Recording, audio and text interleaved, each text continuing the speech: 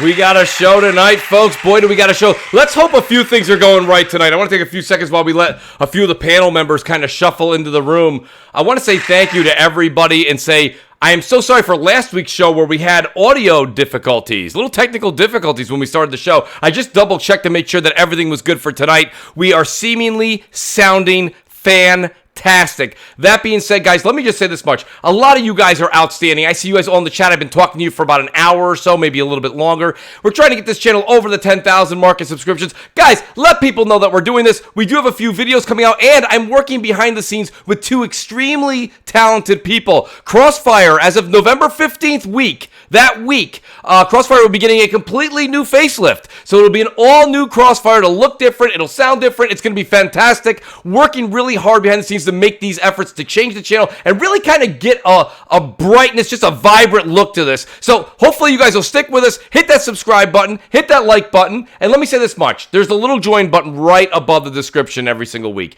And I can't tell you how far that goes into helping me make this channel that much better. Getting the equipment, being able to have the right people assist me that are super talented in what they do so that we can be super talented on the other side of the microphone and give you the content that we do every week. That being said, let me just say I appreciate them all and I will call them out by name. The Mooch Maniac channel members are Sir X-Man, Midway 7 Monster, JudaZuk, WoolleyGamer, Ben Link, TrueWiddy, The Wise Old Gamer, Failed Pyromancer, Frostbite Slash, Jacob Evans, Tactical Gamer, Marlesco, Wraith The Emperor, Anthony Boyd, Zombilla Ice Cream, CustodsX, Hustle and Motivate, which I saw him Hustle and Motivate right there hanging out in the chat right now, L.D.W, DragonHeartYoby, shout out to Yobi, peace, love, life. Our Mooch major maniacs are THAFINEST, Windingo, 4-star General, Sean Slompka, Brian B, a.k.a. Delirium Blades, Audible Fart 507, and the VIP Mooch Maniacs, Mex J88, Remarkable Knights, Van W, a.k.a. The Butcher Van, Rich Kreiser, Rated D Demonic, The Great Percolator 9000, and our honorable mentions, Eddie T, we miss you, Ice Queen Gaming, Wilmy Hood, and the forever Mooch Maniac, Longshot 316. Guys, we have an outstanding show for you tonight. And I want to get the entire audience ready to go. Shout out THAFINEST, thank you so much. Upgraded membership to VIP Mooch Maniac. This man does so much on Twitter to let people know what's going on in the news. THAFINEST, to have you as a part of the Mooch Maniac family is just, it's beyond words. Thank you so much for that. Let me get to the man himself here. I wanted to get to this topic last week. We couldn't do it. But he is the man that works for you folks. He goes to work and then he does podcasts for you. It's the great gaming Forte. Forte, how you doing tonight, buddy? Look, man, first of all, it's hard work out here working for Microsoft, every day, I'm still waiting for that royalty check to come from all the, systems. It's getting tough. All that stuff I've been selling, but I ain't gonna see none of that. But man, it's always awesome to be here, man. It's Friday, a lot of stuff to talk about, man. Super excited for the rest of the show. Appreciate that, Forte. And then I got my buddy here. You guys know him as Brap, Basement Radio Arcade Podcast. Brap, it is always awesome to have you tonight, buddy. How are you this evening?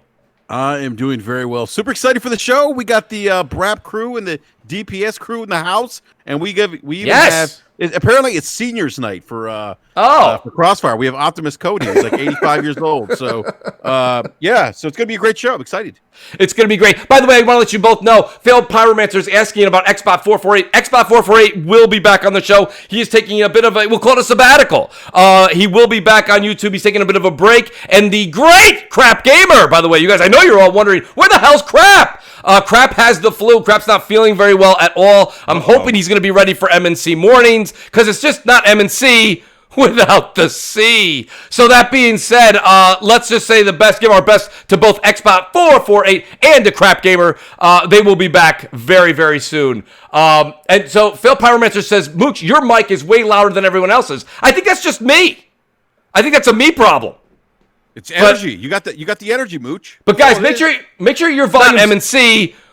Make sure your voices are your volumes are up on your end. I'll take a look over here, guys. Everybody here is registering at about 100%, so everybody looks good on this end. But I'll make sure that I do kind of play with that as soon as we get into our first topic. Thank you, I appreciate that, Phil Pyromancer, the audio genius. That being said, I've got my buddy here, Optimus Code. Listen, Code, I gotta be honest with you. It is outstanding to have Code back on tonight. Code has been absolutely electric on Twitter. And I'm sitting there last week, and I'm sitting there the week before, and I keep seeing that he's going on so many podcasts. So I said, you know what? I know Code all too well. He does not like to be overbooked. So when I saw you didn't say nothing yet, Code, I had to get you on for tonight. So, Code, welcome back to the show, buddy. How are you tonight?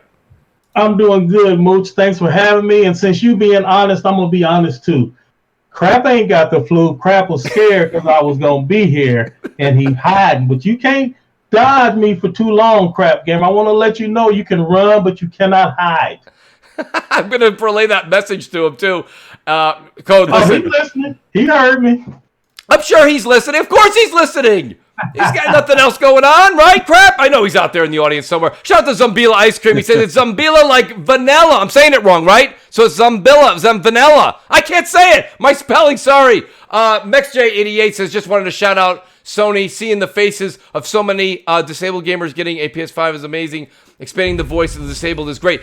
Yeah, so PS5 did give out consoles to many of the disabled folks. And I got to be honest with you, that was absolutely amazing. It was. I saw the tweets as well. Shout out to MexJ88, just a great person in the community. Really helps out a lot of people's channels, not just this one. So shout out to Sony for doing that. Xbox does the same thing as well. I'd like to say that Xbox and Sony both help the needy as much as possible, and they help every single organization that they can. So just hats off to both companies in that retrospect. Thank you, MexJ. Guys, 319 people already. Guys, that's fantastic. Please do tweet it out. Let everybody know that we are here. We're going to have a great show. And then I've got a man here. Let me tell you something. This is just a treat for me to have here because when this gentleman is on the show, I actually get a chance to sit back and laugh because he's nothing but hysterical on Twitter and he's hysterical on the show. Shout out to Slow-Mo Backslap. Slow-Mo, I absolutely love your back and forth this afternoon and this evening on Twitter. We'll get into it later, but how you doing tonight? Hey, look, I'm doing really good. You know, I'm doing way better than some of these people who seem to be permanently butthurt out here. I feel bad for them. Actually, I don't feel bad for them at all. I really don't care for them. But yeah, great panel tonight. Gonna have some great topics. You know, of course, the chat's always gonna be on fire. So let's do it, man.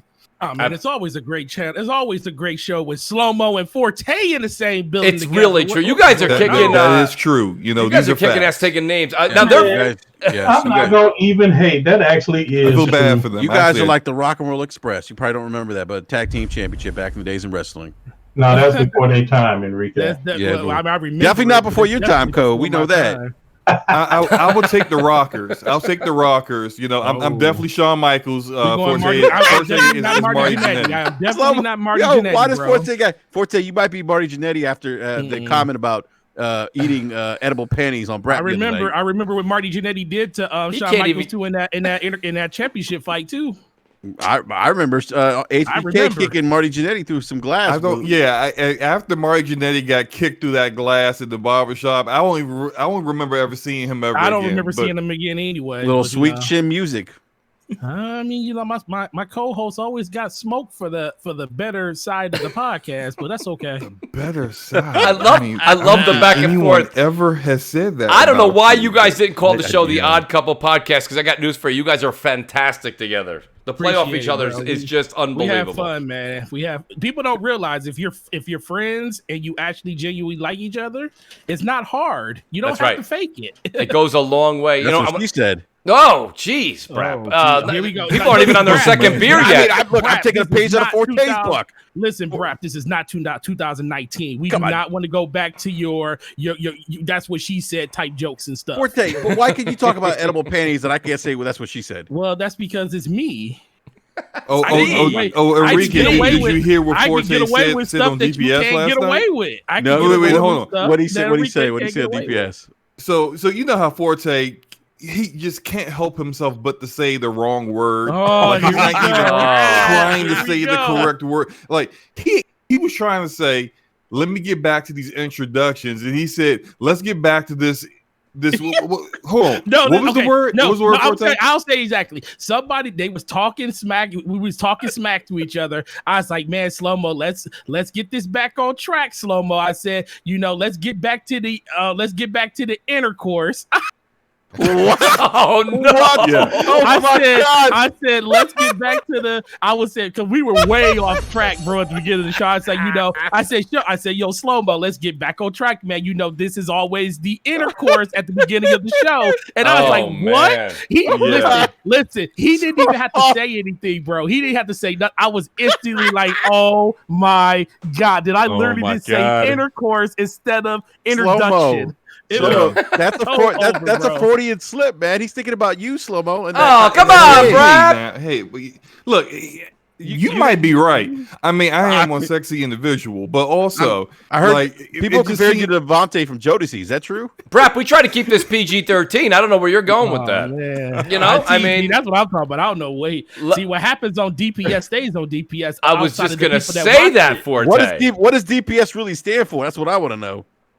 Hey, I thought it was damaged for a second, but maybe he had a different idea when he came up with the name. I don't know. Actually, Taz came up with the name, so. Well, let me ask I'm going to ask the audience this, guys. Make sure my audio is a little bit better. I did turn it down. I can turn it down more. I saw Michael Brown in the chat said, Mooch, turn your mic down. I do want to say shout out to Saltiest Gaming. Shout out to the Xbox Pope who's here. Guys, you don't realize how late it is over there in the UK right now, okay? It's about 12:21, maybe even later. Who knows what's going on with the clocks turning back and forward over here in New York next week. Listen. We got a great show. I want to continue here. I've got my buddy here as well, Nicholas Downey. Nick from Undead, a.k.a. Iron Lord's podcast. Undead Nick, it's great to have you back, buddy. How you been? I am slowly dying because it's turning into winter up here. Even though we never really had summer. You're from New York. You understand. It's cold here about 9 out of 12 months, so I hear you. Yeah. But glad to be here. It's been a long time, and I'm ready to talk about games. All right, guys, let me know if you can hear now. You heard everyone on the panel there. If I have to adjust anybody's, I might bring your audio up on Discord. So if you see yours fluctuating, that's a me problem. I'm doing that to you. Shout out to Wraith The Emperor. He says, Mooch, buddy, pal, it's Wrath. Or Wraith, not Wrath. Buddy, I'm really bad at this. Apparently, I'm really bad at this. Shout out to Ace Junkie. By the way, guys, Ace Junkie, big time Xbox fan, big time in the Xbox community. Shout out to Ace Junkie. Ace, good to have you, buddy. I appreciate you being here and becoming a Mooch Maniac family member. Guys, let's get into this. So I'm so into the topics and so much stuff going on. I kind of want to start with Code. Code, a lot of people were saying too that your audio is a bit low, so I might turn you up as well. But if you could turn yourself up a bit, that wouldn't hurt as well either. So there's a couple things I want to jump into, but Code, you kind of talked about the whole situation that was going on with the one developer recently from Dirt 5 came out and said, you know, like you were saying, pump the brakes, everybody, a bit here. We don't need to jump headfirst into the T-flop conversation. The gap between the two consoles are not necessarily as big of a deal as maybe some are leading up to be. Now, Code, that's him saying it. That's fine. That's top level. Why don't we take it a step further? You said, I can't wait to talk about this week on the channel. What is it that you kind of want to tell some of the people that didn't get a chance to see your Twitter over the past couple of days when we were talking about the power and how it's actually utilized at the developer level, and that's what transpires to the game, which we use? Right. So at first I was full of indignation and wrath, Mooch, but I think I done calmed down, and I'm going to try this one last time because I've been feeling frustrated on Twitter because I was trying to help educate the Xbox community. And of course, that was met with, let's say, less than favorable results. But I'm going to forgive and forget, and I'm just going to explain this all one last time. Yes, please. All right. So the way it works, Mooch, is everything is up to the skill and talent of the dev team. And then the dev team also has to have tooling and resources to like create the vision that they're after. And so the problem is a lot of people, they look at a console, and a console is like hundreds of moving pieces, but they don't actually move, but like current runs through them. Right. And people, for whatever reason, they only focus on one component. So out of the hundreds of components that are in a console, everybody wants to focus on one, which is the GPU. And of that one, they want to see which GPU has the highest amount of teraflops, and they deem that as the most powerful machine. So first, not only is that flawed and 100% false, the second thing is, even if it were true, which is not, But even if it were true, we don't even have any of these machines out to know what the actual performance is. So everybody is jumping the gun and too eager to proclaim like some power crown when, number one, like I said, it's too early, and number two, that's not even how it works anyway. Right. So the way it actually works, Mooch, is you need synergy between all of the pieces, all of them. So synergy between the hardware, synergy between the tooling, synergy between the dev team. All three of those have to be working in harmony. And if either one of them is off, then the whole thing falls apart. So, okay. No, go ahead, jump in. Well, my jump-in question or point to you was, so from a developer standpoint, not from Mooch or anyone that's not in the know, okay? Someone like yourself, Code, when you see a 12.1 or 12 teraflop versus a 10.3, and seemingly there are other things going on in both machines here that we're unaware of or some things we are aware of, is it enough of a differential or a gap that you're seeing, not just the teraflops, but from what you know, that would differentiate a third-party game from showing parity? We see here with games like AC Valhalla, and we see with Watch Dogs Legions that we have parity. And, you know, this is kind of feeding what you're saying, but the reason being is I've been saying this for 8 months, non-technically, I might add, that these consoles are going to pretty much, for the most part, if they're both doing 4K 30, they're both doing 4K 30. If they're both able to do 4K 60, the developers choose that, then they'll both do 4K 60. I don't see a situation where one will outpower the other in third party. First party, that's different. That's where their own bells and whistles come into play on their own intricate design internally. That's a different story. But third party, I don't think we're going to see that much of a difference as we go through this generation. Well, we already seen that one time last generation with the one game that everybody likes to tout as the one that basically showed it off for Xbox when Xbox couldn't do it for themselves, which was Red Dead. You know, most developers ain't gonna take that time to put that type of work into making sure that the game showcases better on a platform that isn't their own platform. Right. They're a very special breed when it comes to that. That's why everybody heralded that game when they saw it on the Xbox, on Xbox One. They were like, "Bro, that thing looks incredible." Yep. But that's going to basically be not the norm, when it comes to stuff like that, because think about it. Yep. I do think you can see a difference between 10 teraflops and 12 because we saw it there. PlayStation Pro was 4, Xbox One X was 6, and you definitely can see inherent differences in what they did in the development of that game. The question is, and what the problem is, like I've been talking about in my videos, is Xbox is relying on third party to do something that they should have done themselves. And that's kind of the issue that they're in, because like Cole just said, it's synergy between all of the different parts is going to make the platform what it is. Microsoft doesn't have the studios, they didn't have the developers in-house in order to push that narrative like they wanted to. They may have been able to make some great games, but they haven't been able to showcase the hardware like a Naughty Dog or like all these other first party like Santa Monica Studios was able to do when it comes to PlayStation. Also, it's a different design technique that they're using. PlayStation goes for that ultra realistic look where Xbox hasn't ever really settled for that. They've been kind of on the outskirts of how they wanted to develop their games, and it's a different way of looking at it, sure, but now I think this is what everybody wants Xbox to do. They don't want to have the PlayStation game on their platform. They just want to have that type of fidelity in the games to showcase the power of the systems. And as of right now, none of their studios have showcased that. Maybe 343 let me jump in, Forte. So Forte said like 10 things and 8 of them were correct. I love it. The 2 that were not correct, and it's the same thing. And again, it's natural to gravitate towards it. I know why people do it. He just did it. So he said the Xbox One X was 6 flops and the PS4 Pro was 4. No developer thinks like that. Those are marketing terms only. That never enters the conversation. You get the technical manuals, you do your own testing for workloads, and you get your rendering engine up and you see what can you get with your particular engine, so on and so forth, and then you go from there. Those T-flops, that doesn't even like a lot of those T-flops are wasted. Like people don't want to hear that, but that's just how it is. Like as an example, let's just say you had a game that just like you ran across the street on one leg, just as an example.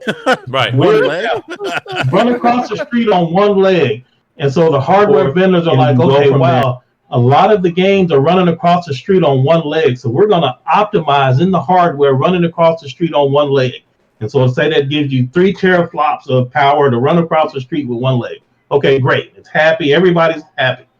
But if your game doesn't run across the street with one leg, the optimizations that they put towards that particular skill set, you do not benefit from the quote unquote flops that goes to running across the street with one leg. So your game is not going to benefit from that at all. So whatever those vaulted numbers were for your particular development methodology, it's already 3 flops less. Like it just doesn't work that way. It's not one big number and you parcel it out. Mm-hmm. Those numbers are because specializations in the hardware to do specific things that are trends in the gaming industry. So, Code, a question for Code real quick here is, Code, what would you say that you are aware of that Xbox has internally besides teraflops that might give it an advantage? What am I aware of publicly?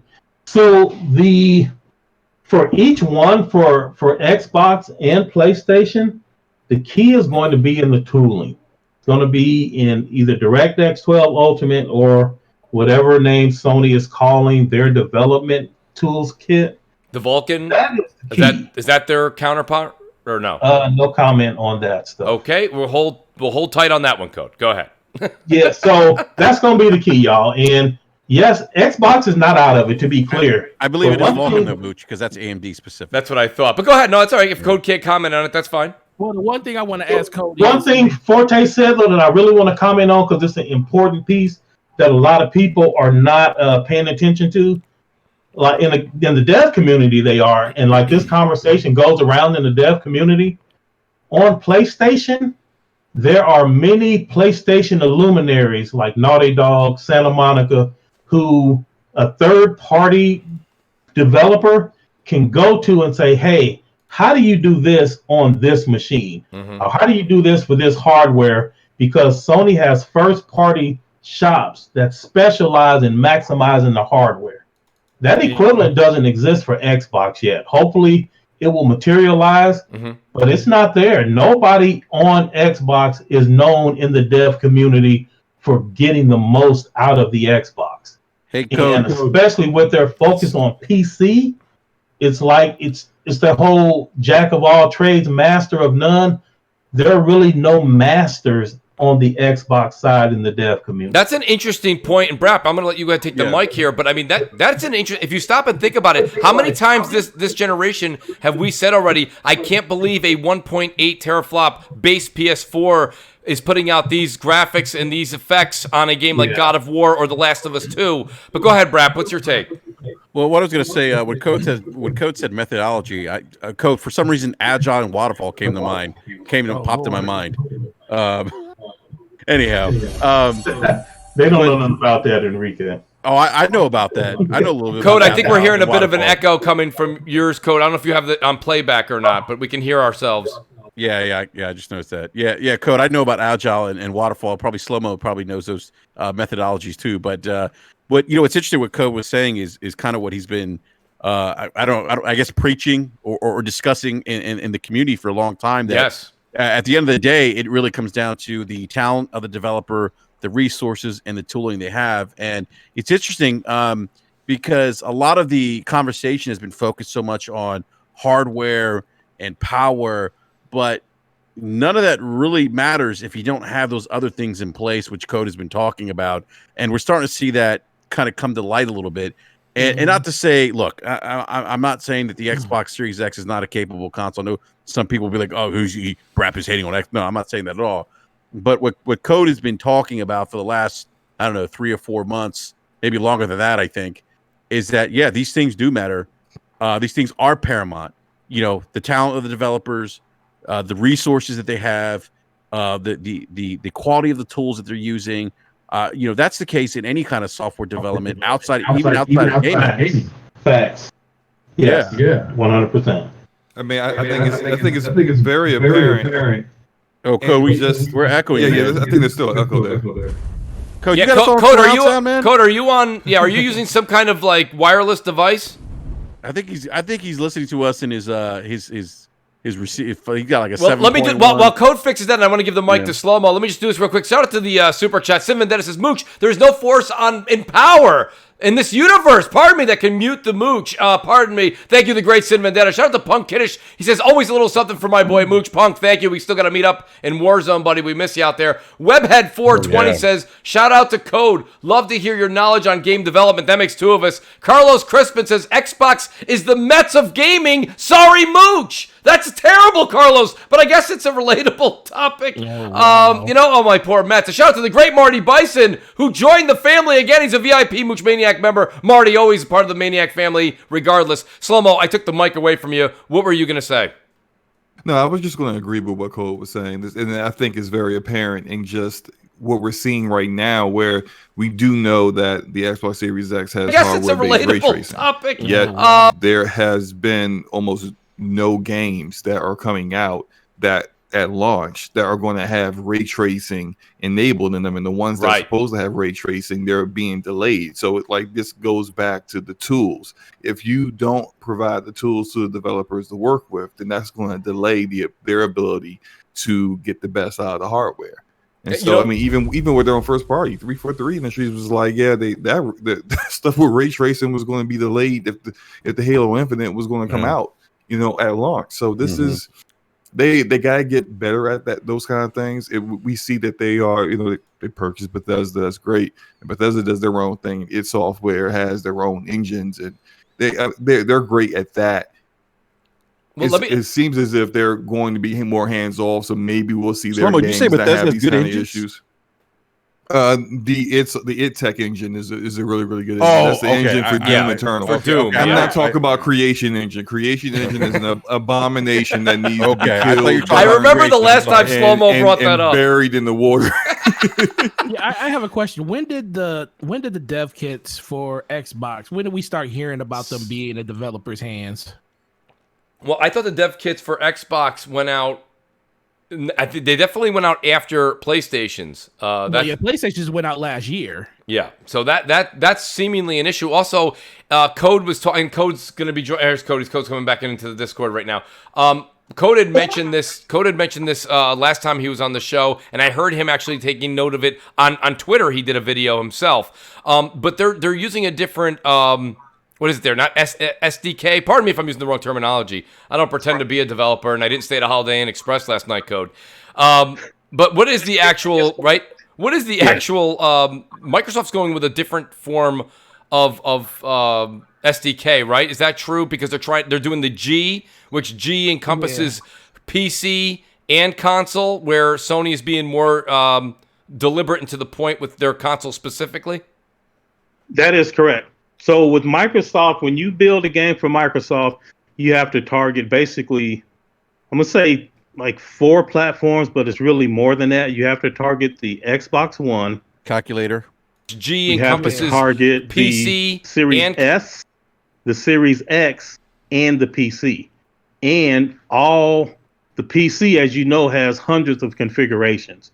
And so what they did, they try to unify the development experience so you get this one tool that you can target and build for all of these different pieces of hardware. And so far, it's just horrible. Nobody likes it that I've talked to. Well, Richard Ledbetter said as much in fewer words, Code, on one of his reviews maybe about 3-4 weeks ago.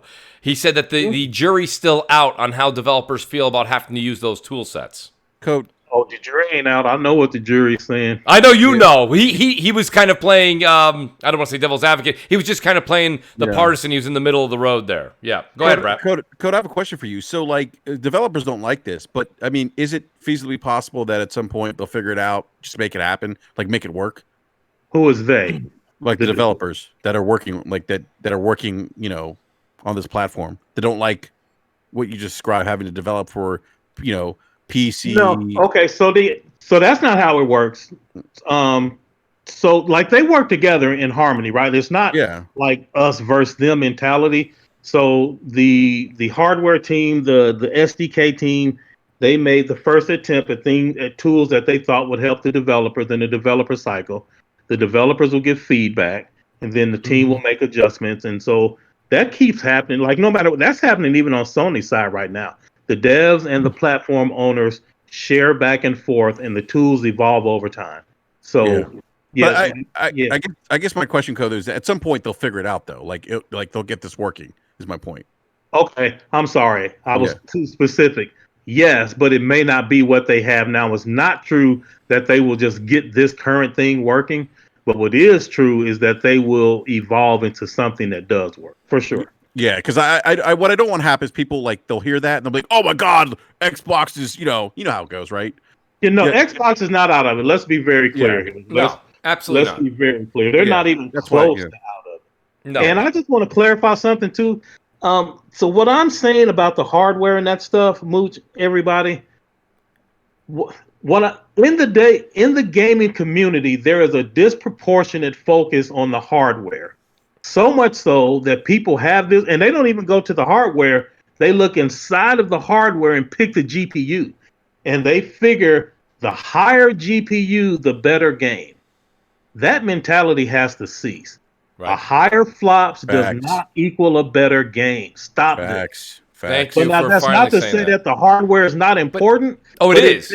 All three of those together, and people focus too much on the hardware. And in the hardware, Code, the GPU. I think you need to do what I see a few people on Twitter do. Every morning you have to do your morning developer just a point of advice and just put that out there every day on Twitter and tweet it out. You can copy and paste it. It can be the same thing every day. I think it's just got to get beaten to people's heads. Let me say shout out to Rice79. He's in the chat. He says, devs have already come out and said PS5's the easiest next-gen platform to work on. Dirt 5 devs said today the GPU get same results, but one's easier to work for. Shout out to Rice. Thank you. I appreciate that super chat. I want to get onto another subject here, but I don't want to leave it without getting Nick's 2 cents. Nick, what is it that when you see this, everything that Code has said and the back and forth for the past 10 months on Twitter with the fans on both sides, and now you're seeing developers come out and start to talk. Just in short, what do you think is what's your take when you see a developer come out and say, that the difference between these two, the gap, or as he puts it, the gap in the GPU doesn't really have a development impact on the game, particularly his?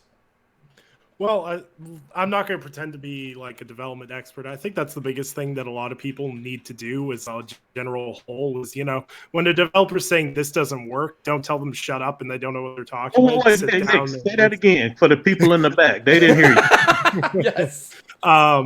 I did like basic coding. Like I'm talking ultra basic coding in high school. I have a huge amount of appreciation for how much skill and talent it takes to, like the idea of like what they're doing with like animations and stuff and like cyberpunk and stuff blows my mind. Like how far coding has come over the years is incredible. Yes. But the thing is it comes down to a lot of different aspects. Yes, if you have the raw horsepower, like I did like basic and, technically speaking, you have the idea for more wiggle room and whatnot. But the thing is it really comes down to, has been reiterated by a lot of people, you need to have the tools to succeed. You need to have the talent to utilize those tools. That's why you can see a perfect example of this is a studio like Asobo, who did Plague Tale Innocence. Super small team, working really passionately on something they loved, and they created almost I'm not going to say it's a Naughty Dog like experience, but it's very, very close. And it's a fantastic game that's really, really out there for a very small studio. And that's because they had the tools and they had the talent to make that game possible. And that's what it comes down to. That's why id Software is one of my favorite developers. Mm-hmm. It's not that they're just not only talented developers, it's what they do with their id Software engine and how they've optimized it and worked on it and made those tools perfect for what they need to do. And that's what is going to happen with both PlayStation and Xbox, is that people that are developing for PlayStation and both developing for Xbox are going to use these tools, go back to PlayStation and Xbox and go, hey, you know what? This works. We like this. Hey, we're doing this. We really don't like this. Facts. And and it's going to change, and everything's changing. Is the mechanics behind what makes your video games don't just change immediately at the start of a generation. It's fluid. It's changing every month. It's changing every year. It just keeps going and going and going. And people need to realize that is developing a game in 2015 is different than developing a game in 2017. And that's just all there is to it. The more tools become available, the better it is. That's why when you get at the start of a generation, you have games, for example, this generation, you look at like Dead Rising, you look at Forza 5. And then you start looking at the end of this generation, you look at what they've done with The Last of Us Part 2, Doom Eternal, things like that. That's developers learning how to use the tools to better optimize their games, their engines, learn more tricks and workarounds and everything else. At the end of the day, talent is essential, but providing the proper tools for the developers to create great experiences for us is the most important thing. And having raw horsepower that developers can utilize. Having the raw power that developers can utilize is important, but there's more than just GPUs. You can't build a PC with just a GPU. You need a CPU. You need a motherboard. You need all RAM. These parts. Yeah, you need RAM because you need RGBs. Yeah. Why is there no RGB? I paid $600 Canadian for a console with no RGB. I'm disappointed. But the end of the day is all these things make it, because if I go out and buy a 3090 GPU and slam it in with a Ryzen i3, it's gonna run like garbage. You've got to have everything talking Very together, good point, Nick. Working together. And Slow-Mo had to teach Enrique that, because Enrique had this little trash Pentium 90, wanted to put a 38 in. Here we go with Optimus Dementia. Code, I've never had that CPU, sir. Be quiet, so rude. Finish up, Nick. but yeah, basically in closing, we have to wait and see. I think you can make I think developers and people like Digital Foundry can make some educated guesses on how they think things will play out. But it is absolutely impossible to say anything concrete at this point in time. Let me jump in real quick, Nick, ahead, because it won't take me but a second. But like Nick said, it all evolves over time, and that's why I'm saying you can't know which GPU is going to do what, because they are each optimized for specific things, and the dev community will eventually latch on to a particular technique, and if your GPU serves that new technique well, then it'll have an advantage. If it doesn't, then it won't. But nobody knows yet, because we don't know the way things are going to evolve. This is true, 100% true. Code, what do you say, Code? This is a receipts-based industry, right? Absolutely. Yes. It can be confirmed or exposed, 100%. Yep. No, I completely agree. Let me just read this super chat here. Shout out to Darth Dorian. He says, just like the word exclusive, Xbox has redefined the word optimized. Game is optimized, but no ray tracing. I think he does like smirk face. We'll get into all of that in a bit, and I know Code's antsy to talk about it. But, one of the things that we found out today, and I'll go to Slow-Mo here first, because Slow-Mo just loves these topics.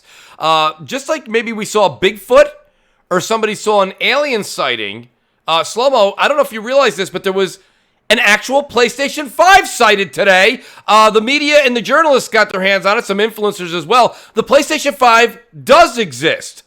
So what do you think, Slow-Mo? Do you think that we're going to get... How do you think... I thought Sony was hiding something. Yeah, I mean, were you amazed that these things were going to be distributed as they were, or was this just par for the course?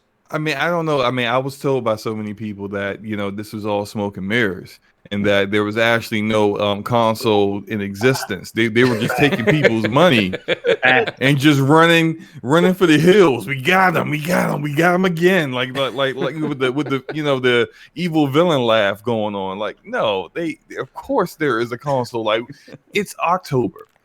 It's supposed to come out November 12th. Right. Did you really think that they were going to delay it at this point? It's way too late for this. I thought it. I'm just trolling. Don't pay that. I know you don't believe it. So it's just like the fact that people really thought, like, I mean, there's some people hitting me up on Twitter like, hey, well, have you actually touched it in your hands yet, Slow-Mo? I'm like, yeah, have you touched the Xbox Series X yet? That's exactly it. A lot of it's just like, what is going on here? Like a lot of the slander that's going on back and forth. Exactly. It's a lot of it doesn't make sense. I had so many people too that were they were so worried about Sony not coming and being forefront about, like, remember when Xbox they made their big announcement, of course, at the Game Awards last December, and that's fine. But let's be honest, that was also something new to a console release. No manufacturer, no platform has ever mentioned it that early. Xbox even said themselves, they came out and they were like, we kind of made a bold move. So when everybody was like, wow, from December all the way till June, we haven't heard anything from Sony? Well, guys, this just in, every single release prior to has always been until June. It's always been June. So when everyone's like, it was a bold move by Microsoft, but it was a good move for them because they shocked everyone. When they showed up at the VGAs with the Xbox Series X, it was a good move marketing wise for them. But that doesn't mean Sony had to counter that because they already got the mind share. They already got the majority of the market. What do they need to counter a good marketing move by the third place competitor? They don't need to do anything at that point. It's just like, just because one company makes a good decision doesn't mean that the other company has to do something about that. No, that's fanboy nonsense. In business sense, you don't completely change what you're doing, your entire schedule, your actual business like timetable off of one thing that your competitor has done. If you alter things that you already had planned on doing, that means that you may have to alter everything else. And now you're just kind of just flying by your pants, just doing small little things, trying to keep up with your competitor. Why do you need to do that? Stick to your timetable. And that's what they did. So it's like, it's just, it's fanboy nonsense, honestly. It is what it is. You know what this whole thing has shown me is that there are really bad takes on Twitter and even from content creators on YouTube on what's going on behind the scenes. Like, they have no idea what's going on behind the scenes with these companies, like, and what their motivation is and why they do things. It's like this knee-jerk reaction of, oh, like you said, Slomo, like Xbox shows off Xbox. It's like, oh, Sony hasn't shown anything. Yeah. And here we are, 3 weeks from launch. And maybe it's all smoke and mirrors. And it's like, what? Like, did you just start gaming this generation? Because if you go back to 2013, the media didn't even get their hands onto the PlayStation 4. That's right. Until the week before launch. That's what I was going to say. There's nothing that has gone on thus far that I can see. And if, guys, please, in the chat, believe me, you guys are not bashful. Let me know. Panel, also, if I'm wrong here, Sony's either ahead of their usual schedule for console launches. No, they're ahead. Or they're ahead. No, they're ahead right now. That's my point. They're not behind. It's just Microsoft, like Slow-Mo just pointed out, Microsoft decided to be ahead of the game. That's fine. They want to go ahead and be forefront. The thing is that's a huge risk. And I think that they're kind of dealing with that risk now. They were out there in the front. They mentioned their console first. They sent their consoles out first. But yet at the same time, the one thing that all of these... Now, we'll find out Monday or Tuesday when the embargo lifts. I don't know what day it'll be. It'll probably be sometime early next week. But the games, they're going to be... A lot of the people that got PlayStation 5s are also going to be playing Spider-Man Miles Morales, Demon's Souls. They're going to be playing games. Yeah. So we're going to actually hear how the PlayStation 5 handles with next-generation games. Where when we had the Xbox, again, what did they do? They went out there first. But the only thing that reviewers really had and influencers to judge by was Left 4 Dead 2 at 200 frames. Yeah, if it's kind of interesting if you think about this. From if the embargo goes up next week, like you said, right? Let's say it's a week from launch, right? Now you have a situation where the PlayStation 5 a week from launch, the embargo's up, media showing games. They're talking about Miles Morales. They're talking about Demon's Souls. They're talking about the haptic feedback controllers. They're talking about 3D games audio. Take the headlines, Brad. Yeah, all of this is fresh in everyone's mind a week before launch. It's fresh. Yeah. And let me tell you something. And it's interesting because a lot of people doubt. I'd say a lot, but there's people out there that were doubting Sony. I'm like, why are we doubting Sony? They've been doing this for 25 years and have been doing this very successfully for 25 years. I mean, you kind of have to give them the benefit of the doubt that they kind of know what they're doing. Yeah. And it just, like what Slow-Mo had to kind of, we talked about this earlier, what Slow-Mo had to kind of clarify a little bit earlier today, which was kind of crazy. It's just, to me, it's kind of mind boggling because It's like, come on, people. Like, they're not new to this. They've been doing this and they've been successful. You give them the benefit of the doubt until they drop the ball, and they haven't done that just yet. No, I completely agree. I mean, I kind of, it's not that this is a huge topic, guys. I just wanted to put it out there. It is a big deal that it's out there now. We're going to hear finally. We're going to get probably temperature, right? They're probably going to have these things both running and doing temperature checks on both of them on how they sit idle, etc. Mooch, real quick, did you see the excitement though for like people? I saw a lot of people retweeting. Oh my God, Media's got PlayStation 5. Yes, there were a lot of retweets. I think Code mentioned that too. There was a bit more. Listen, Crap says all the time. A lot of people who came in late, by the way. Crap's under the weather, guys. We're hoping we're going to be able to do MNC. He says he's feeling a little bit better than he was yesterday, but he was a little under the weather to do the show tonight, but hopefully we'll be back for MNC on Sunday. But, to be honest with you, Sony's a global brand, Brap. Okay? Yeah. They're just, they're big in the UK. They're big in Europe. They're big in Asia. And they're seemingly the market leader here now. So, I mean, that's just the way that things have kind of transpired over the years. Yeah. I do want to kind of talk about this, though, because go ahead, Brad. Go ahead. I was going to say, like, you're talking about like the brand, like them being a global brand. I mean, like that deal, like the tweet that Slomo had tweeted out earlier that, caused that. So there were some interesting replies to that with Travis Scott and Nike. I mean, that's big. You think about like gaming and pop culture and shoes and pop culture and music. I mean, to have that tie-in is pretty big. In my opinion. Let me say something real quick. Real quick, y'all. Go ahead. Keep in mind that Halo Infinite was the center of Microsoft's marketing plans. Mm-hmm. Yes. And when that fell apart, like right now, they sort of like life gave them lemons. They're trying to make lemonade. I think the launch lineup is trash, but given all this happening, what more can they do, right? Like they have to try to spin in some kind of way. So I do think they would have more marketing, and I think they had a better strategy than this. But unfortunately, they put all their eggs in that one basket, and now they're kind of paying the price for that. Yeah. Well, Code. So I'm glad you kind of brought that up. That's not one of my topics, but I'm just going to leave this point out there. Microsoft, everybody that promotes Microsoft, and they do a really good job of doing it. The one thing I question so much about this is that there's no way that you could say that Xbox was more prepared. You can see, remember all this talk, Sony's not prepared, they're quiet. I wonder what's wrong with Sony, what's going on at Sony. Sony must not have games, Sony must have a weaker system, Sony must have this. We've all heard all of it.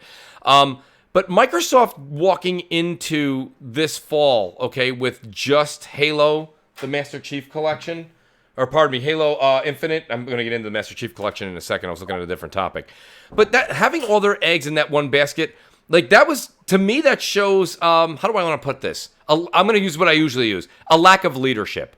It's a lack of leadership. There's no way that I could even convince you guys on this panel, if we were in charge at Xbox, that I want to put all of, if you guys were like, well, Mooch, I would like to show you this game that we could have ready for launch, and this game, and I go, guys, stop it. Just stop it with those games. Okay? Well, why don't we get a third-party deal? No. We're going with Halo and only Halo. What happens if Halo doesn't work? Halo will work. Well, it didn't. Like, that's the thing. How can you be as big as Microsoft and not have a few games? Like I said, people want to make fun of Sony and the PS5. They want to say that Miles Morales is DLC. That's fine. The jokes can go on forever. But the thing is, it's a new experience, Code. It's a new experience for gamers that when they go home and take that box home for $500 or $400 if they get the digital edition, they're going to have Demon's Souls, which is a new experience for many. Miles Morales was a new experience for everybody.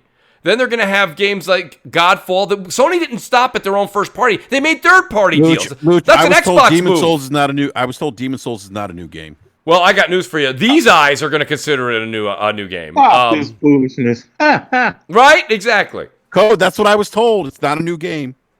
Straight Duval in the chat, he goes, with Mooch, it's always leadership. Well, Straight Duval, listen, the floor is yours. We'll move on in the discussion. But Straight Duval, you tell me how could you launch a console with one game, and in the one game that you are supposedly running with, the game that you're running with, nobody's got their finger on the pulse. If I got news for you, Code. If you said to me, Mooch, you're in charge of Halo Infinite, and by the way, that's the only thing we're running with this upcoming fall, I know my ass is on the line. I got to be on top of that. Everybody over there was saying that this is going to be ready, and it's not. So even though they're saying seemingly that this was going to be what Xbox was going to go with, and it fell through the cracks, they had to have a plan B, and they didn't have a plan B. And that's where I give a lot, when people are like, Mooch, aren't you excited to play this game at 120 frames, where before it was only 60 or 30? And I say, listen, that's a nice option. That's a great option. Backwards compatibility shouldn't even be something that we say is nice. It's something that we should have as consumers, okay? That's the side chick. That ain't your main girl. Exactly. But backwards compatibility to me is like when you move from one house, when you move from one house to another house and you get a new house, and that new house is the console. Of course you should be able to bring the old couch from your old house into your new house. That's your back compat. But you certainly want that new granite countertop in that new home. That's the new game code. That's the new game. You know? So when it comes down to it, that's where I think Xbox dropped the ball. And I'm kind of searching right now, and I've asked Brap, I've asked Slow-Mo, what are we playing when we bring home our Series X? Well, Mooch, apparently when you buy 3090, you don't think about playing new games on it. Well, I certainly do. I would like to be playing Cyberpunk 2077 on my 3090. No. Yeah, I was hoping Code would chime in. No, I know. Code. It was a setup. That trash. I didn't even comment. on him, or I'm not saying nothing on this. Well, let me do this. When I saw that, I was like, big shout out to Forte. I was like, huh? Like what? Like what are we doing here? He's being paid. Microsoft is clearly paying that man off. He's a paid man at this point. Yeah, we're not going to say who it was, but it was a really Let me take care of these two super chats, and I'm going to go to Nick with a new question here. Shout out to Rice79. He's back. He says, people don't think AMD RDNA 2 NDA, wow, try saying that 5 times fast, is over next week. Well, Rice, we'll find out about that. And Cody Smizer says, has anyone heard if Best Buy oversold their pre-orders for Xbox and PlayStation like Walmart and Amazon did? I did not hear that. I haven't heard that yet. I've heard that Best Buy is, at least at this point, pretty solid with theirs. They haven't been sending out emails telling people, hey, about that pre-order. We kind of made too many of these reservations for that. You might want to, check somewhere else. They haven't done that quite yet, but I mean, it's still a couple weeks until they launch, so it's a possibility. But I mean, I haven't heard Best Buy having those kind of issues in the past. I've always heard of that and experienced that with Amazon. Amazon, that's right. Yeah, I remember pre-ordering that Amazon's Xbox One X, and them telling me, yeah, you ain't got no pre-order, bro. I'm like, wait, what? So it's just. I appreciate you answering, Slow-Mo, because we know Forte would have tried to throw shade at the competition. So thanks for being honest. Of course. By the way, shout out, just so everybody knows, shout out to Gaming Forte. Forte's, and believe me, nobody knows this better. We had a random power out 2 weeks ago, which the power came on 3 hours before CrossFire. We were able to still do the show, but his power went out. He said he'll be back as soon as his power's back on. His power didn't go. He turned off the light so he could get those edible panties. Oh, there goes PG-13 rating for tonight's show. Let me start with Nick on this one. Nick, I want to start on a positive note because I said that I promised a lot of the audience this. We saw Scorn footage, and we saw the Medium developer come out and actually do a quick promo again for their game. So between Scorn and the Medium, let's start with Scorn. Nick, what was your takeaway from the game? Not only about the depth of maybe the complexity of the play, but also what was your take on maybe what you would think as far as where does this sit on the AA, AAA landscape as far as, players' involvement?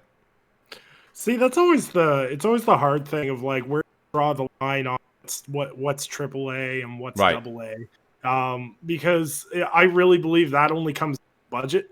Because I think there's AA studios that do phenomenal AAA experiences. I agree. But at the end of the day, I think what really excites me, I'm going to start with the Medium in specifically, is what I really love about this game is like I've played Bloober Team games since like what was it called? It's the stupid art one. I can't remember. Layers of Fear. Layers of Fear. Okay. I thought it was something else. I played the first game, and like that game was really, really cool it was a very, very indie title. So when indie games like Amnesia were blowing up and everything else, yes, and they kind of jumped on that bandwagon, and they did some really unique things. Was not a fan of Blair Witch. I kind of went, I kind of played something like this before. It wasn't really that great, but I like the risks they're taking with the medium, with the whole duality of it and everything else.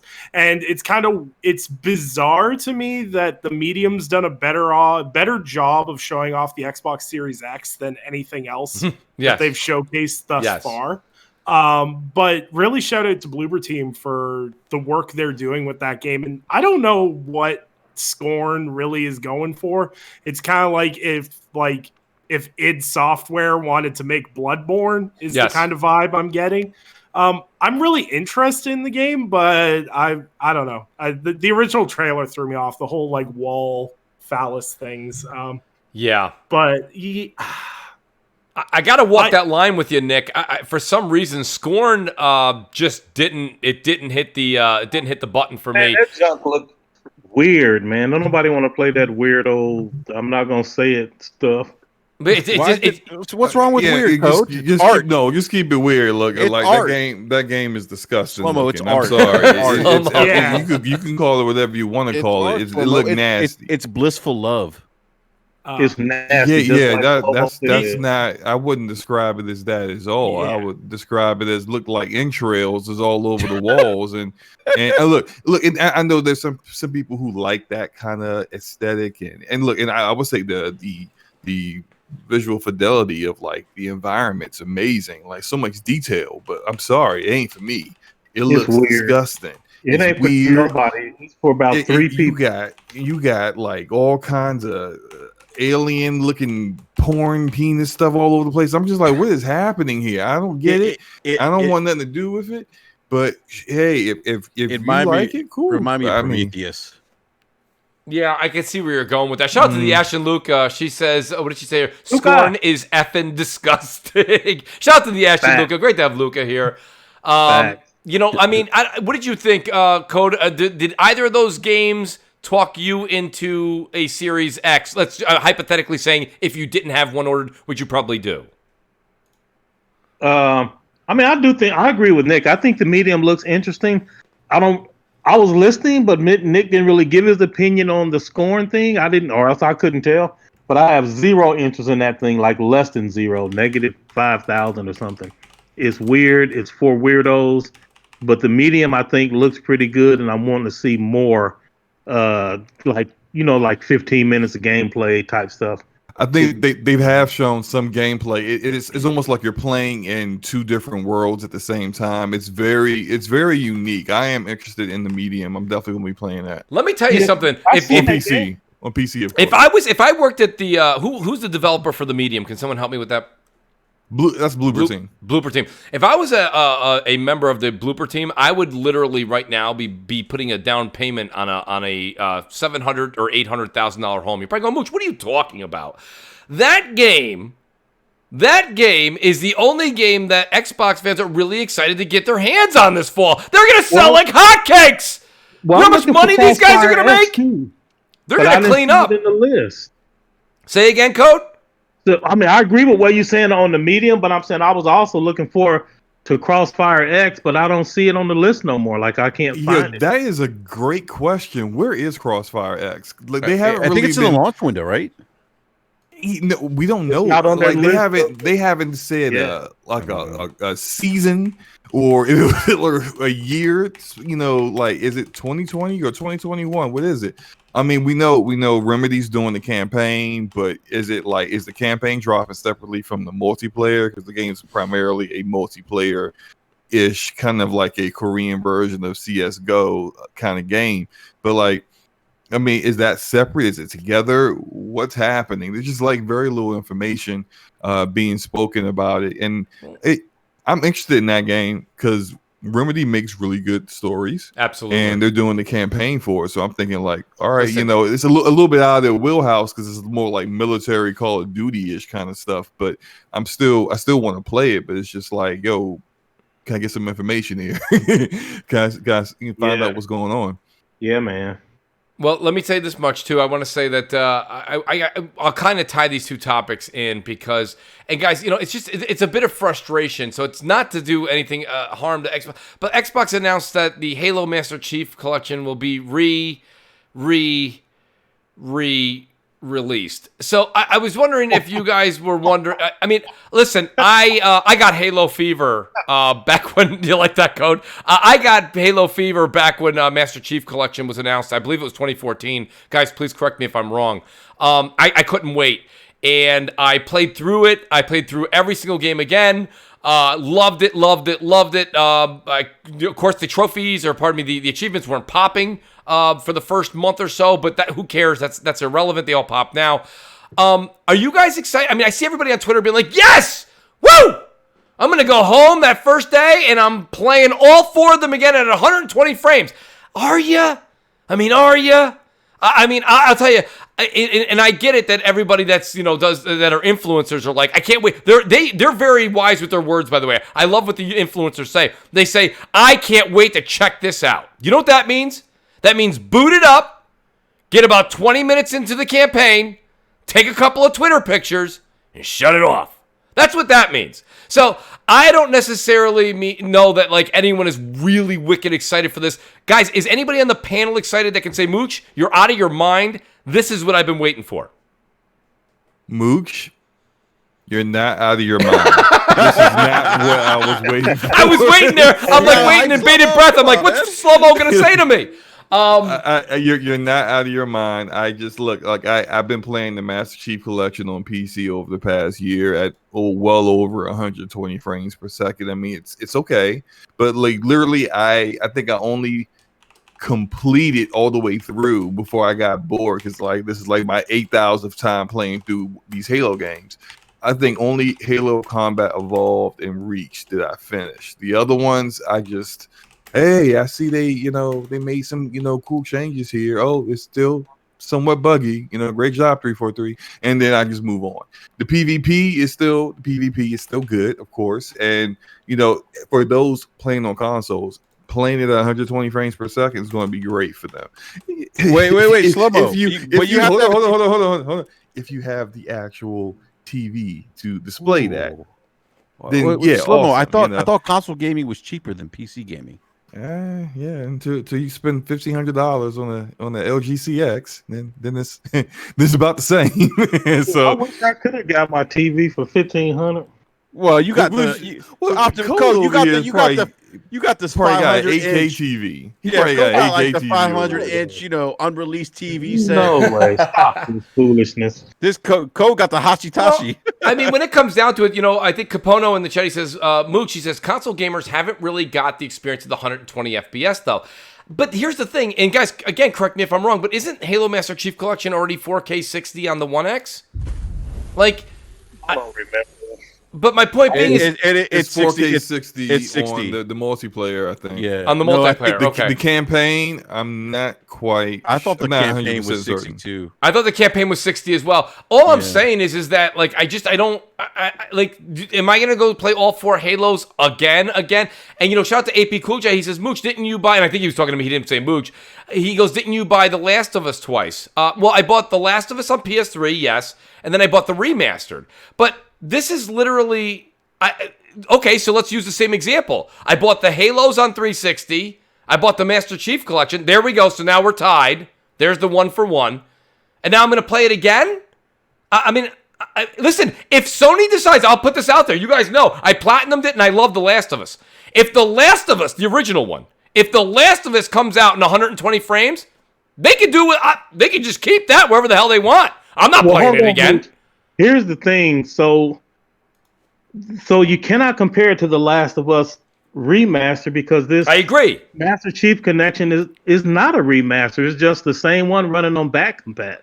And so they're not doing anything special to enhance it other than, the back compat frame unlock thingy. Like that's it. So this is except not for a Halo remaster. 2. Halo 2 was remastered.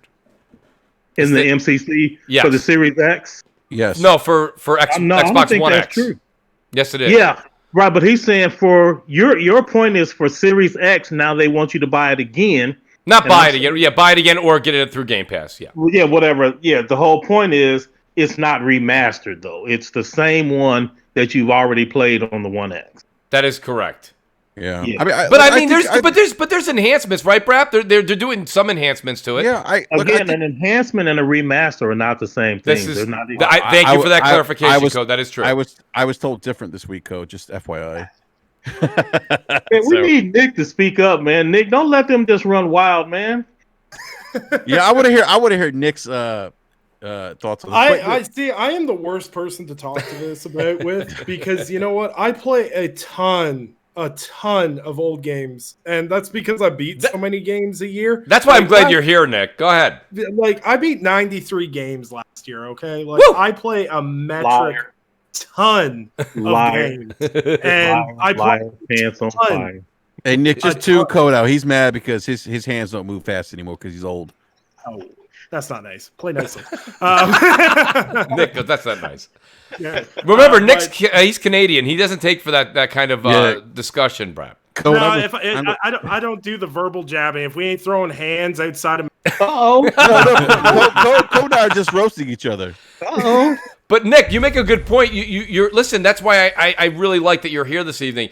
Your wisdom here goes beyond just your words.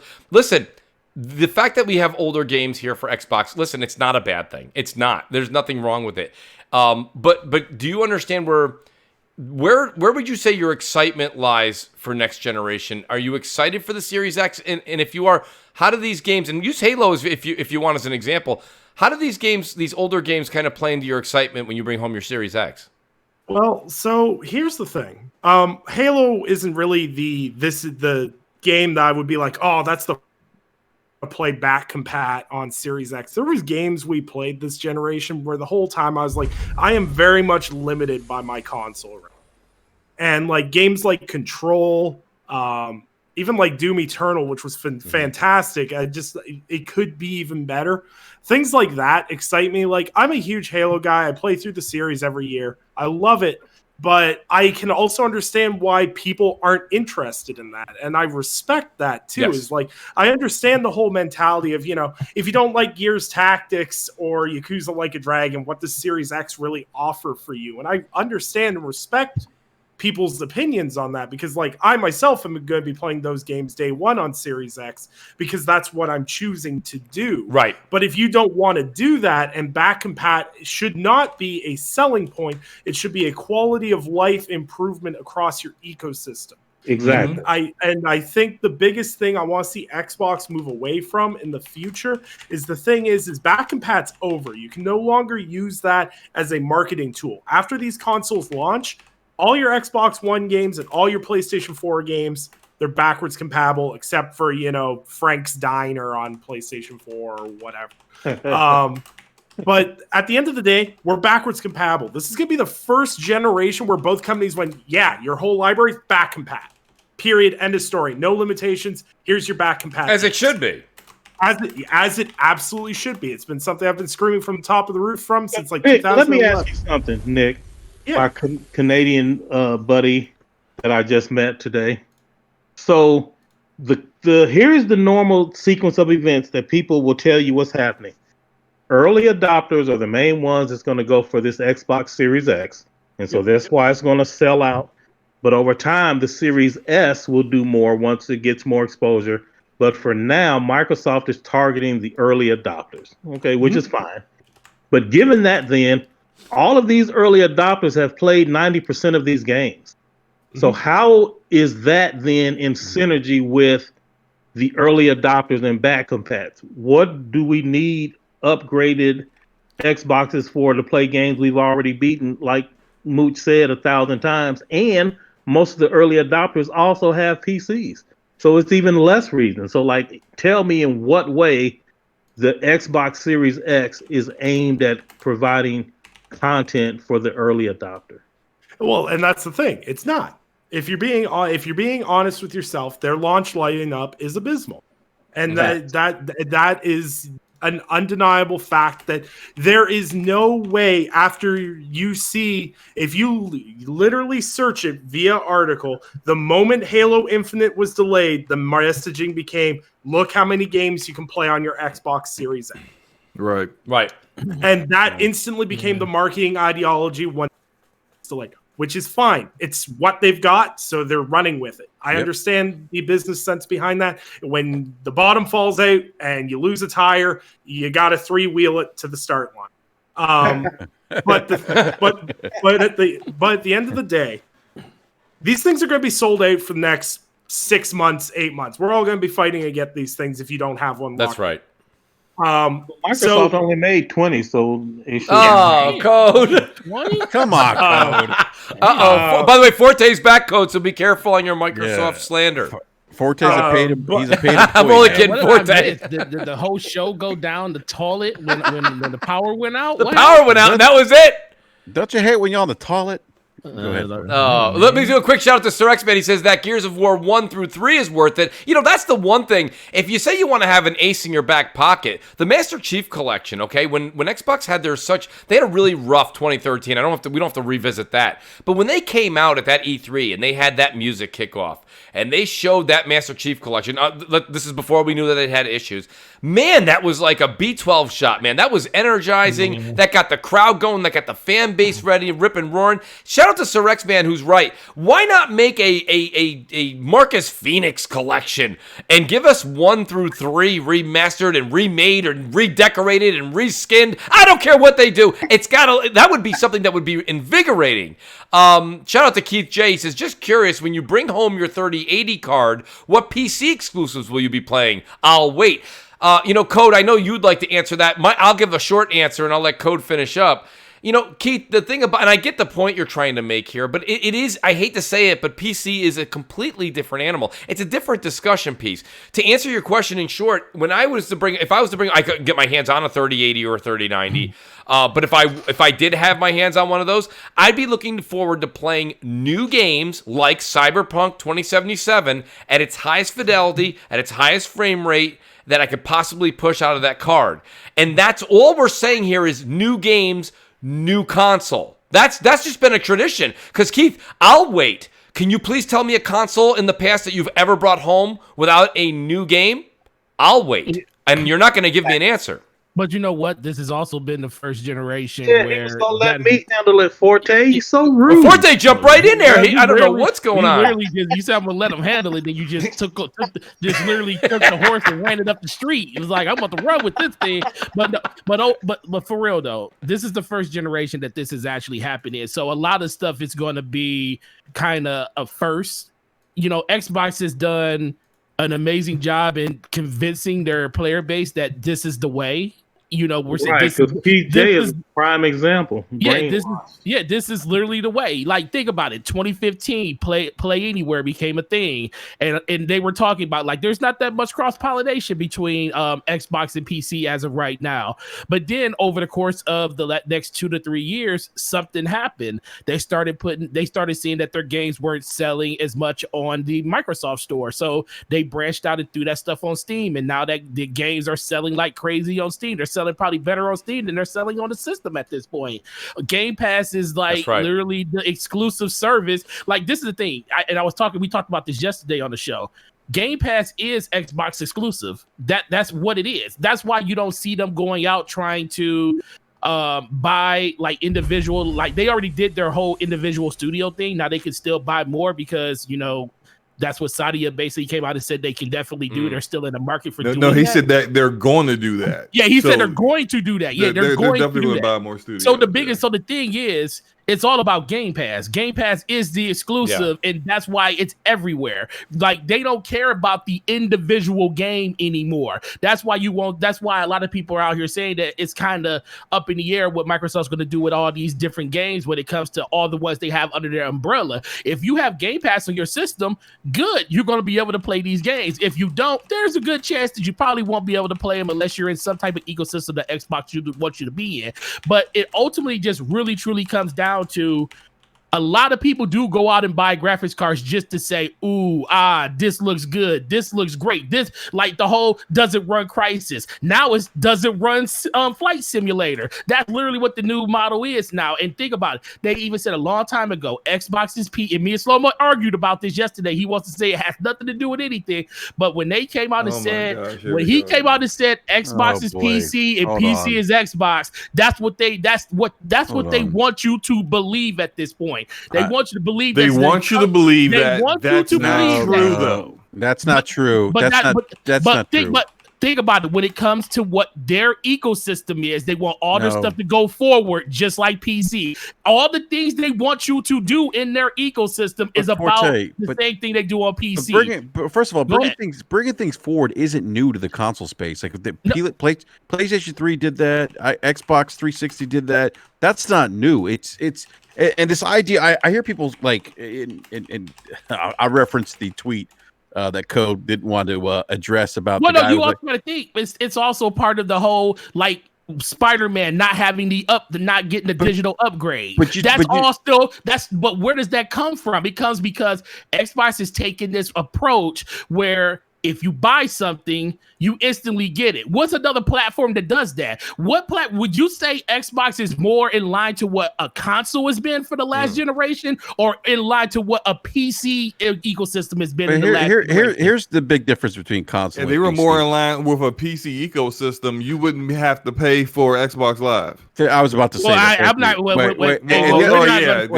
argue with you on that. I'm not going to argue with you on that. Let's stop the whole Xbox is PC, PC is Xbox. And I'll say this can you on your Xbox play Gears Tactics right now? I can play Gears Tactics on my PC right now. I said, can you on your Xbox play Gears Tactics right now? On November 10th, then Xbox is not PC and on PC is not Xbox. On November 10th, you will be able to play. I played Gears Tactics months ago. It's already uninstalled. I don't even think about that game. Let me ask you a question. Xbox people still try to play that game. Wait, hold on a second. That's a good point. Slow-Mo makes a good point. But why does everybody get mad just because people? That's what the perception is for a lot of people. Does it really matter at the end? It's not a lot of people. It's marketing. It's marketing. Xbox told people this is the way it is, and then some of them said, "Yeah, that's the way it is." Let me take this back, guys. If we step back about 5, 6, 7 steps, okay? Because when we talk about something like Gears Tactics, now we're in the hardcore community that discusses things on Twitter that are excited. When Xbox wants to sell the Xbox Series S, okay, which we haven't figured out who that customer is quite yet either, but the Xbox Series S, and they want to sell the Xbox Series X, I hear a lot of people in the chat right now being like, Mooch, you don't understand. The reason that these games, the console's going to sell so well and people are so excited about the X is because of third-party games. When they say third-party games, they mean Madden, they mean NBA 2K, they mean Call of Duty. Okay, when you sit there and talk and we argue about something like Gears Tactics, there's a lot of hardcore that want nothing to do with that game, let alone the casual market. And Nick on the panel right now, let me tell you, he's a Baldur's Gate fan. Okay, he's an RTS guru.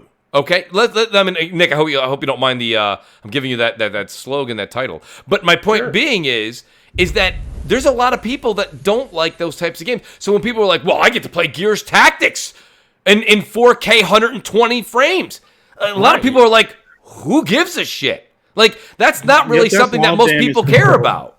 Yeah, damage control. Go ahead, Nick. Take it away. Nick, go ahead. Yeah, no, like I get that, but I think what a lot of people do with their game tastes is like I'm very much self-aware. I am a very minority when it comes to stuff I enjoy. Like, for example, I'm super hyped for Gears Tactics because my PC is a piece of garbage. So I'm excited to experience Which is that great. Game for the first time. Right. But I also realized that little Jimmy down the street, who's like 16 years old and likes playing shooters all the time, is not going to play Gears. Thank you, Nick. That's all I'm saying. That's my only point, is not to take away any excitement from Nick or anyone that likes those games. That's great. And let me tell you something. My hat goes off to Nick because I wish I actually was looking forward to that game. That's just not my bag. Go ahead, Brett. So, I just want to say something real quick about this whole Xbox is PC, PC's Xbox. Oh, yeah, here we go. Because I've seen a lot of people like talk about I'm just going to reference a tweet. I'm not going to say who tweeted this out, but someone said that. Oh, that's fraud out. If he a fraud, No. I don't. But before say, what if it's you? Yeah, call me out. Call me out. And guess what's gonna happen next week on Brap? Guess what's gonna happen next week on Brap if he does say me? This person doesn't eat edible panties. I'm in the right business. So, Forte, you could take your shirt off. That's what I want to know. I can turn my camera on. Oh boy. Let's not do that. So a journalist basically said that the best reason to buy a next gen console is good backward compatibility, right? Talking about the Xbox Series X, and someone replied that they didn't think it was funny because they buy an RTX 3080 and it plays their current and future games better than a GTX 1080, and this is the whole PC Xbox PC argument, and to that point. That's not to me a apples and apples comparison. One, Nvidia doesn't make games. They don't make first party games. Nvidia does not have a first party studio dedicated to making games that run best on the RTX 3080. We had a PC versus console debate on Brap a long time ago with Optimus Code, and Code said this, that what games have been specifically designed for a 2080 Ti? The answer to that is none. But we do see that in the console space where games are specifically designed, correct me if I'm wrong, Code, but specifically designed for console hardware. That is a major, I think, distinction between console and PC. So, yes, while they may share the same architecture and their similar features and whatnot, I do think that there's a big distinction between the two, and the fact that, look, at the end of the day, first-party studios are making games that are optimized to take advantage of the console hardware. You don't have that in the PC space. And I think a lot of people are saying, well, PC does this, so it's okay the Xbox does. And I think maybe Code said it's damage control. I don't know, whatever you want to call it. But I do think that there's something to be said for the fact that console is still console. And while they may have similar features, right, they're not exactly the same thing. They're not. They're still not. Well, so, Brap, let me ask you the question, since you've got the mic right now, and I know Forte's going to want to combatant this, but IGN's Podcast Unlocked says, and I'm paraphrasing here, pardon the quotes, but we all saw that clip that went circulated, and there was more to the show than just that minute and a half clip.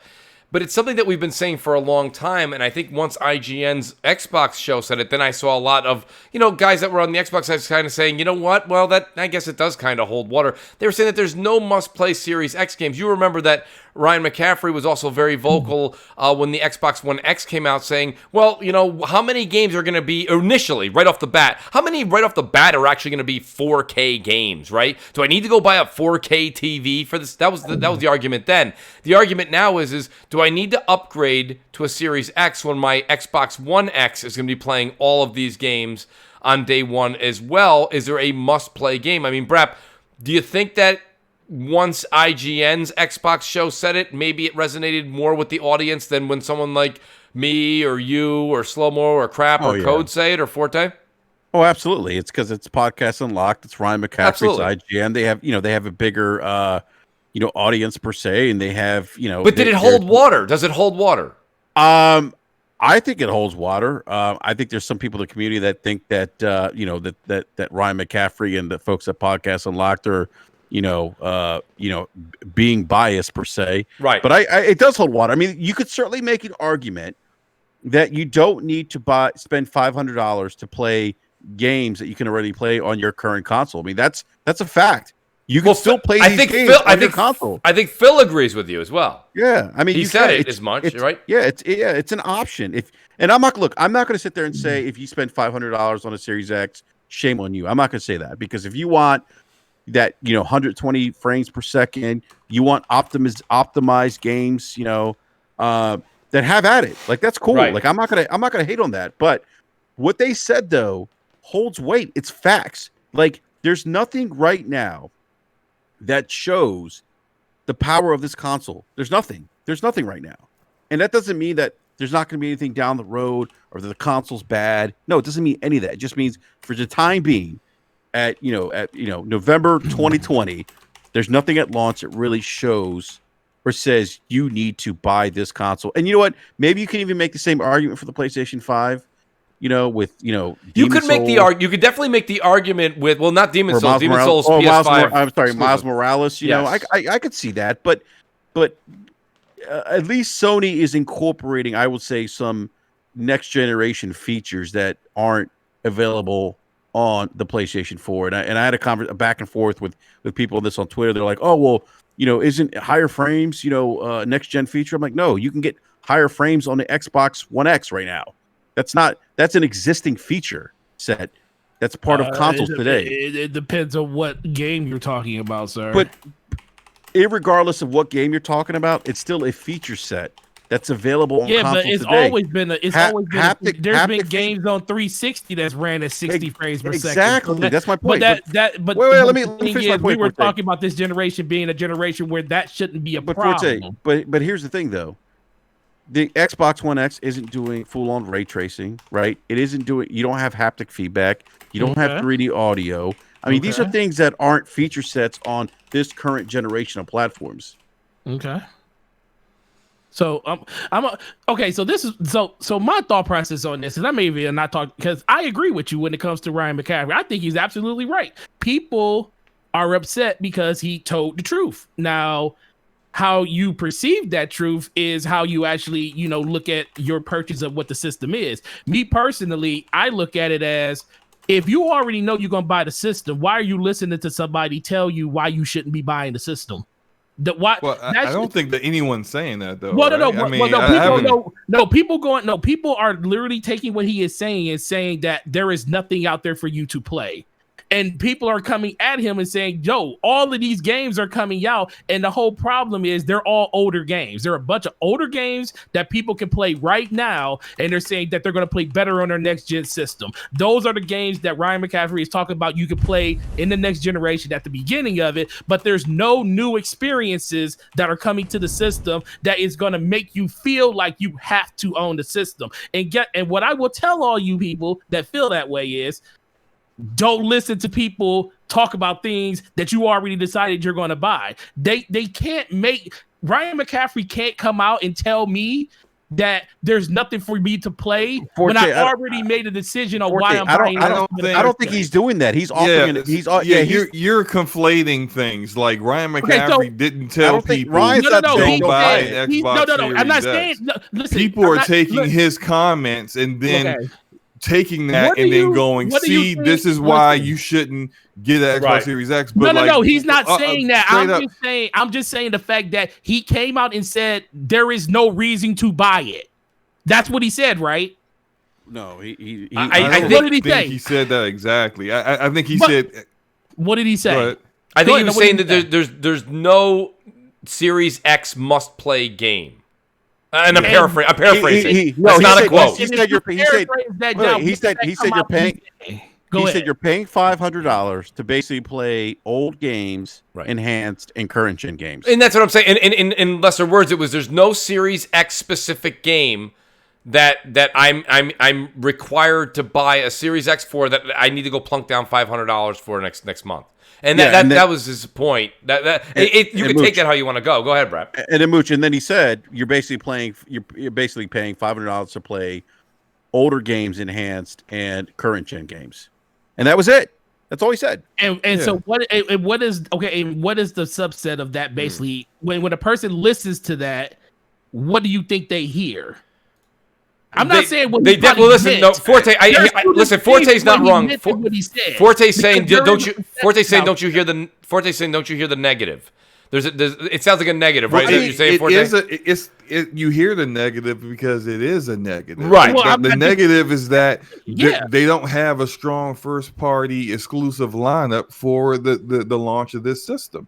It is what it is. Now, that doesn't mean that you shouldn't buy an Xbox Series X if you want to get one. That's correct. Like, for example, Forte is getting it because he wants to play with his friends on Destiny 2 at 60 frames per second in 4K. He can't do that on the Xbox One X. He could do that on PC, but then he be getting sniped through walls by cheaters. So he wants to play it on Xbox. That's a reason for him to play on Xbox. Now, that's not everyone, because I mean that's not everyone, because most people already know Destiny is trash and they ain't gonna play it.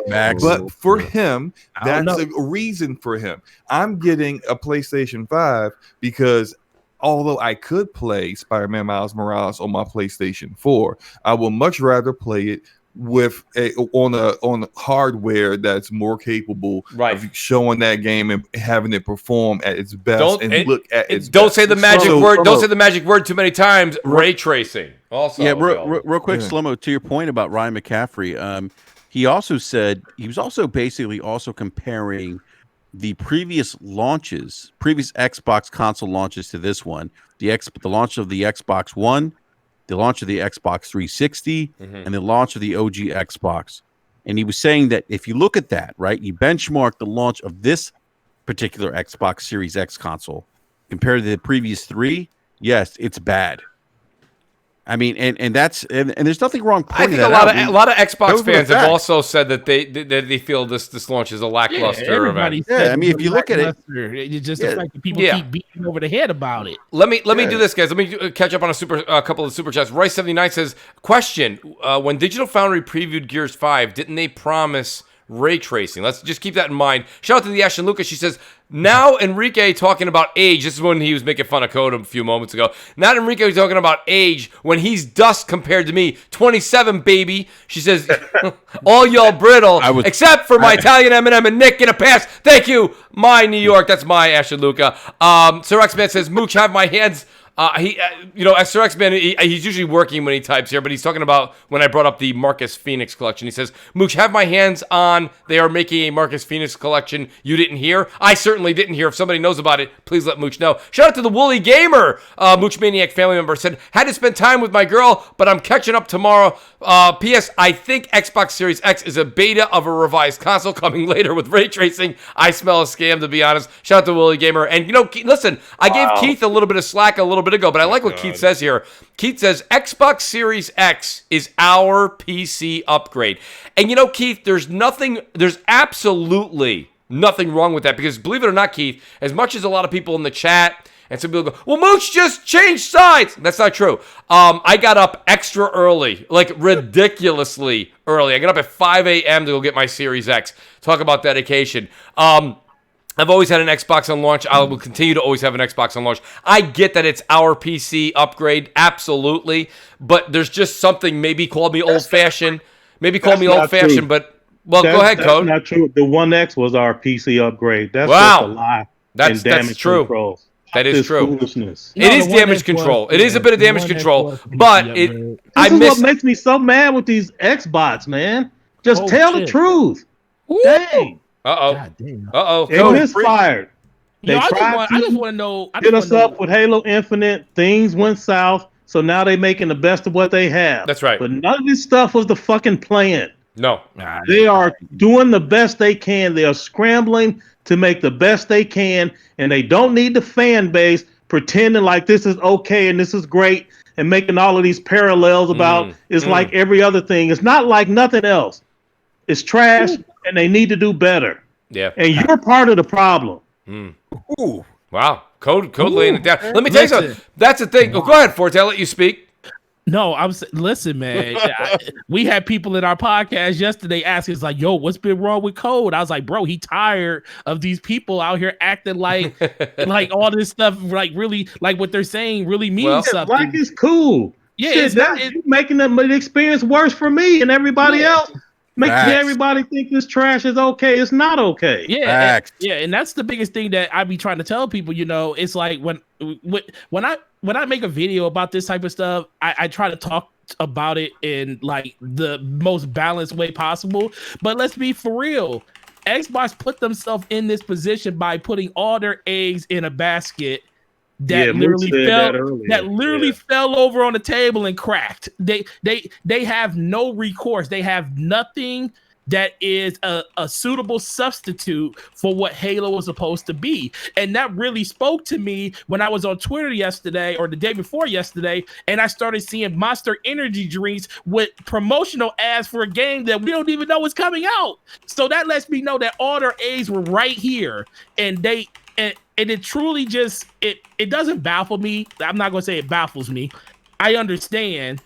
The difference is listen, the pandemic is killing a lot of stuff, but they still had an option to fix this earlier in the generation. Yes. Now I do believe that Xbox is basically telling you the one thing that most gamers don't want to hear: give us time. That's the problem. That's what they need. Exactly. That's That's what they nothing need. wrong with that. Yeah, There's that's what they nothing wrong need. with that. Yeah, there's I'm nothing buying wrong an with that. Xbox. I pre-ordered a Series X and that dumb little Series S, and I am going to be a proud Xbox owner.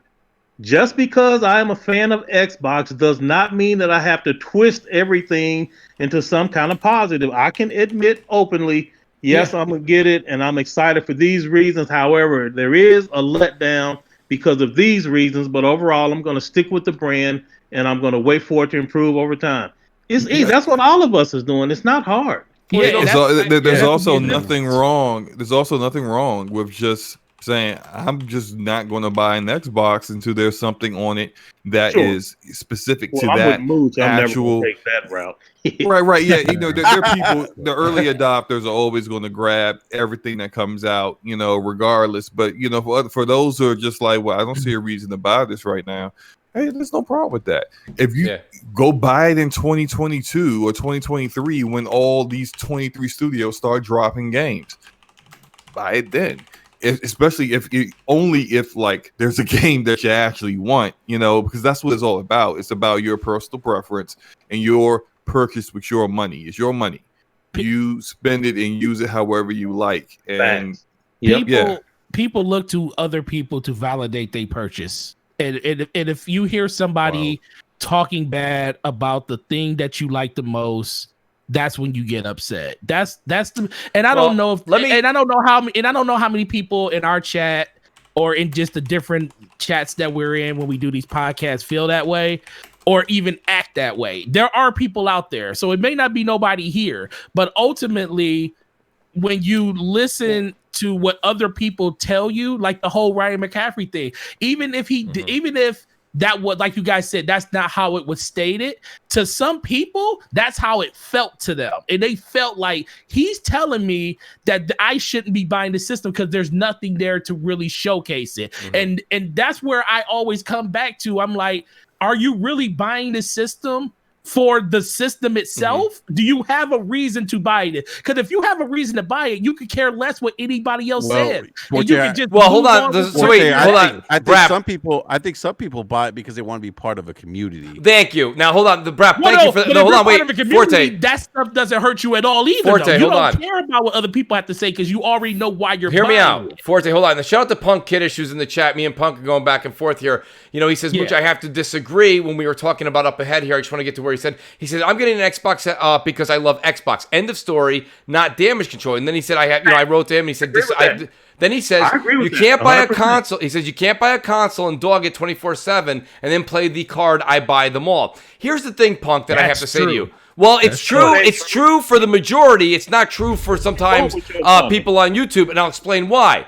Yes, if you don't have exactly, thank you, Forte, for backing me up. Punk, what I think I have to say, and I say this all the time, okay, if you don't buy the console or the game and you don't try it, people say, well, did you try it?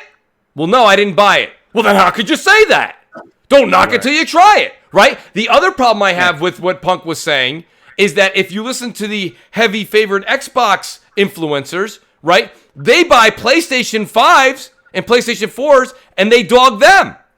So my point being is it's not about anybody dogging the other. That's just natural. That's a natural thing. So it's not necessarily that anyone's dogging it, but what I'm saying, I want to go back to my original statement that I said to Punk that I skipped over. I said my biggest grief here isn't all the great services, isn't the great features that Xbox is giving us in the Series X, but this is the first time, whether it's me, and I know Punk's a big-time gamer, but shout out to Punk Kiddish, Punk, there has never been a time in your console generation history that you bought a new console and didn't have a new game. Like that's my point. This is abnormalities. It's for not sure. normal. Let me jump in because I agree with Punk on most of his points. I respect his decision though. Yeah, like I'm an Xbox fan. I'm buying it, and that's it. Period. That's all there is, and I don't have to explain to nobody. I want to. It's my money. I buy what I want. Then though, that's what grown men do, Code. Yeah, but so he says that like you can't buy it and then talk trash about it. I get the point he's trying to make, but I caution that you can get it and speak honestly about it. Mm-hmm. And if at the moment there are more negatives than positives, then that conversation is going to be mostly negative, not because you are choosing to trash it, just because you are telling the truth about it. Over time, it will get better, and I firmly believe it. And so it's not a matter of dogging it. It's just let's all be very honest about all the platforms that we own and just leave it at that. Yeah, that's exactly it. You know, and like I say, my biggest thing is just that I've taken home so many different consoles in my life. And I've just never been... I've asked people time and time again. I go, hey, so you're excited about Series X? They go, yeah, I can't wait. I'm like, what are you playing on it? And the first thing they'll say is like, you know, they'll say Mass Effect in 60 frames. And I'm making that up. You know, but like it'll be something like from like 3 years ago, 4 years ago, 5 years ago. And I'm like, that's cool. But like that's not the hype value like skyrocket, and that's a me problem. Maybe that's a me problem. You know what though, Mooch? I think I will say this. I think for some console gamers though, like the idea of higher frames, is a legitimate like reason to get excited because, and you got to remember, like you and I, Mooch, like we have been like me, Mooch, and Slow-Mo, and now Forte have been next gen for and probably Optimus Code. Wait, did you say and now Forte? Like Forte was here before y'all. No, you just got a 2080, so now you're next gen. No. You were using a card that changed the frame rate. That's all. You just got next gen. So look, my card was still better than your card. No, it wasn't. So it wasn't. So we've been next gen for a year now, right, Mooch? Absolutely. So I think for a lot of these people who haven't experienced those higher frames. And by the way, you're gonna have to upgrade your TV. It's gonna be another $1,500. Sure is. You don't have to upgrade your TV only if you want the 120. I'm waiting. Listen, I see everybody getting the CX. Am I the only one? I wanted to wait until the year after the CX. What are they calling it? The CXI? What are they calling it? You could get the Sony 900H and still sold out. You can find one. Slow-Mo's right. I mean, those are like 1,000 or something like that. So it's like it's not as much as the CX, and it's not as good as the CX. It's not as good as the CX though. Then why the hell would you get it? You buy your TV but it's a good TV. It's cheaper if you don't want to spend that $1,500 on the TV. You can get one that's close. How much is the 900? Hold on. It's got 120 hertz panel. It's PlayStation 5 ready now with the firmware update. Sports HDMI 2.1. For its price point. Mooch, I have a question for you. Yes. You buy your TV just for your games, or do you buy your TV because of your home theater? So that's a great question. So the home theater room that like I have a room much like yours, Code, that you show off. I have a room just like that, but I do it. That's just for movies. And then but the TV that would right now I have an E7 OLED LG. Okay, so I have the E7. That one's just doing me such quality. It looks so good still. It's hard for me to say I got to go get a CX right now and spend that kind of money for another. You know what I'm saying? I'm caught between a rock and a rock. You know what I mean? Yeah. So a rock and a rock. You know what I'm saying? Like that's the hard part right there. I want to make the upgrade, but here's my justification. I want to get I want to get the second iteration of the CX, and not only that. Right now in this upcoming year, there's not a ton of games that are going to be hitting that 120 I got to fret about, right? I mean, I would think that's going to be the second, third year. Mooch. I do have a PC that I have a 4K 144 hertz monitor. So, I mean, I can play games. Yeah. Woo! Yeah. Oh woo! my God. But well, listen. Sit back on that. He want to sit back on that couch, though. I do want to sit. You have no. Let me tell you about how just Forte spoke the truth and nothing but the truth. I'm playing these games. I'm playing Destiny. Forte here. I'm playing Destiny on PC. I'm going to be playing Cyberpunk on PC. And you guys know I play COD on PC. But let me tell you something. There is nothing better than when I get over to the couch and I'm playing Ghost of Tsushima, or I'm just playing some Order 1886, which I'm way behind the 8 ball on that one, but I'm catching up now thanks to Code. Code showed me he got a platinum. I was like, the hell you get a platinum over me, Code? That was funny. Right? The funny thing is, I literally play every PlayStation game in my living room. Hell yeah, absolutely. On my TV. Yeah. Yes, sir. And all my Xbox games I play in my game room, either on my PC or and I use it's going that way. Yeah. Chair. I use my computer chair for both on my PC or on my TV that's in my game room. But when I want to play PlayStation games, I literally just want to sit back, because that's just the atmosphere that PlayStation games put you in. You feel like just want to sit. I wish Code lived closer to me. I'd be over in that whatever that basement cave. That's a fantastic setup you got, Code. He's got like a dining room table and I know. I'm going to Codes. There's two things I'm doing once we get this the pandemic is released. I'm going to Codes and hanging out, and I'm going to J-Dub's new basement. That thing he got a bar in his basement. J-Dub has a bar in his basement. I think there's a cover charge to walk in. Yeah, I'm not sure. Shout out to J-Dub. I told J-Dub I'm gonna have to come visit you, man. That's an unbelievable basement. Well, you gotta pay. You gotta sign that pony contract before you come in, though. That's true. He's probably gonna have to have something in writing. That's a good point. J-Dub will probably make you sign a contract. Like literally, he will probably whip out a contract and be like, "Sign it." So true. Make sure you leave your Xbox shoes at the door. So, guys, since we're talking about Xbox, and I got to be honest with you, this kind of got me. Well, we are going to talk about that before the show's over. Oh, wait, we are near the end. Are you guys excited about the Gears 5 content drop that's coming? Or I am. I mean, I want to see if they got something cooking for that. I'm hearing we're getting campaign DLC. Mooch, have you beat Gears 5 yet? No, I'm still on Act 5. I'm waiting for you to wake up and help me out, Brap. I mean, I think last time we played was me, you, and Forte, right? It was me, you, and Forte. And you were sitting there like, yo, I can't make it. He's like, I gotta go to sleep. This mission is longer than Satan's. This is a long mission, man. Just stick in there. We almost at the end. 4 hours later, it was that mission was 4 hours later. Actually, believe it or not, so that's funny that you bring that up. I was just speaking to Crap about it before the show, and if you guys are joining late, Crap's under the weather. He couldn't make it tonight, so I was talking to him. And I was thinking about running through Gears again because he hasn't finished it either. He's on like Act 3 or 4. I'm on Act 5, but I want to start from the beginning again and run through it. I think if we really put our minds to it, we can get through on the weekend. But yeah, I mean, that's actually interesting. I actually was talking to a friend of mine earlier because I played through it on Xbox, but now that I've kind of transitioned over to PC. I was thinking about playing through it again, before this new expansion, DLC, whatever this thing is, story-based expansion comes out. So yeah, I mean, like, hey, I think a lot of people probably would do that. Yeah, I'm gonna play it through on PC because I did play it on. I played the initial part on Xbox, and I played on PC with Brap. That was when I first got everything going. And Forte, absolutely. Yep. And then, actually, shout out to Gaming Addict. Addict actually jumped in one night as well and played. It was me. Remember, Brap, I think you were there. Yeah, I was there. Shout out to Addict. Yeah. Addict helped us out as well. Yep. But let me do this before the show ends. I really do want to get our good friend Enrique, Basement Radio Arcade Podcast, on the hot seat for the Oculus Quest 2. Guys, I do have the Oculus Quest 2 as well, but with the work week and getting everything ready tonight for the show, I really won't be able to dive into it till tomorrow, but Enrique did play Oculus Quest 2. Enrique, let me start off with saying this much. How does the Oculus Quest 2, how does it translate coming from the PSVR? Because I believe you had that and you did not have the Rift or the Rift S.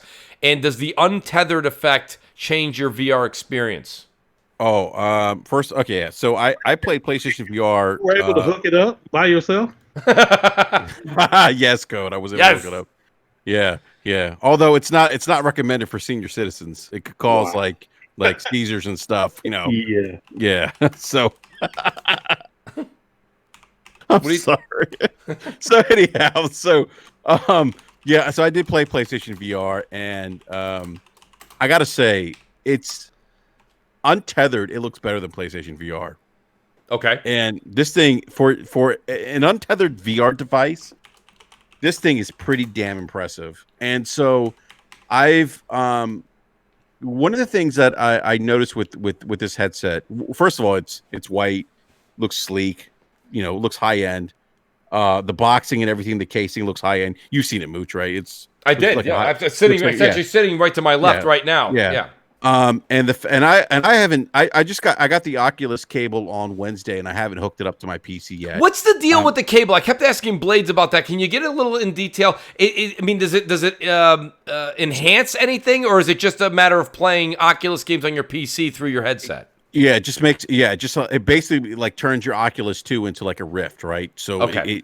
That cable sucks. Yeah, so and it's expensive cable. It's like it does suck. It's $80. It's $80 cable. It is an $80 cable. Yeah, makes no absolute sense because that cable is it's like the number one failure of defectiveness in all those headphones. Really? Well, it's the same cable they used on the Rift. It's no different. They just made it white. Yeah, and I'll say there are some other cheaper options on Amazon for that kind of cable, but I was like, I don't know if I'm going to chance it. I picked up the cable, and I picked up because of the recommendation, I picked up the comfortable headset because they said the one that comes with it is not comfortable. I found the straps comfortable as I adjust them. I feel like they're comfortable. Like I don't have an issue with that. I don't think it would be a problem. I might return it. I just got it just in case. But here's the thing with VR. It is, and I think I said this to you, Mooch, or maybe Code. I don't remember. But it's to me, it's not just a gaming device; it's an entertainment experience, right?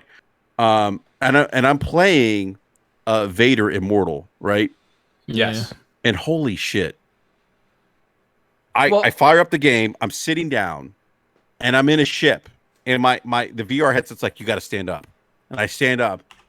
And as I stand up and I look to my right, there's a droid next to me. And she's talking to me. And I got the controls next to me. My hands are there. And she's like, press the button to go to hyperspace. I go to hyperspace. I turn around and I look back and there's like a cargo area on my ship. And I'm like, the level of immersiveness. And this is untethered, right? You're not connected to a PC. Enrique, stop the line. Slow-mo already told me that you called him because you couldn't make it through the tutorial. Whatever. Well, that's and Brap, I plead the fifth. The only reason I want to interrupt Brap is that never happened. That was the selling point, and I'm going to use Forte's story from a second ago when we were talking about where we like the game, and he said Sony. He plays his PlayStation games on his couch and his PC and Xbox on his gaming chair. Here's my thing. Right now, shout out to the great Wilmy Hood who gifted me the Rift S.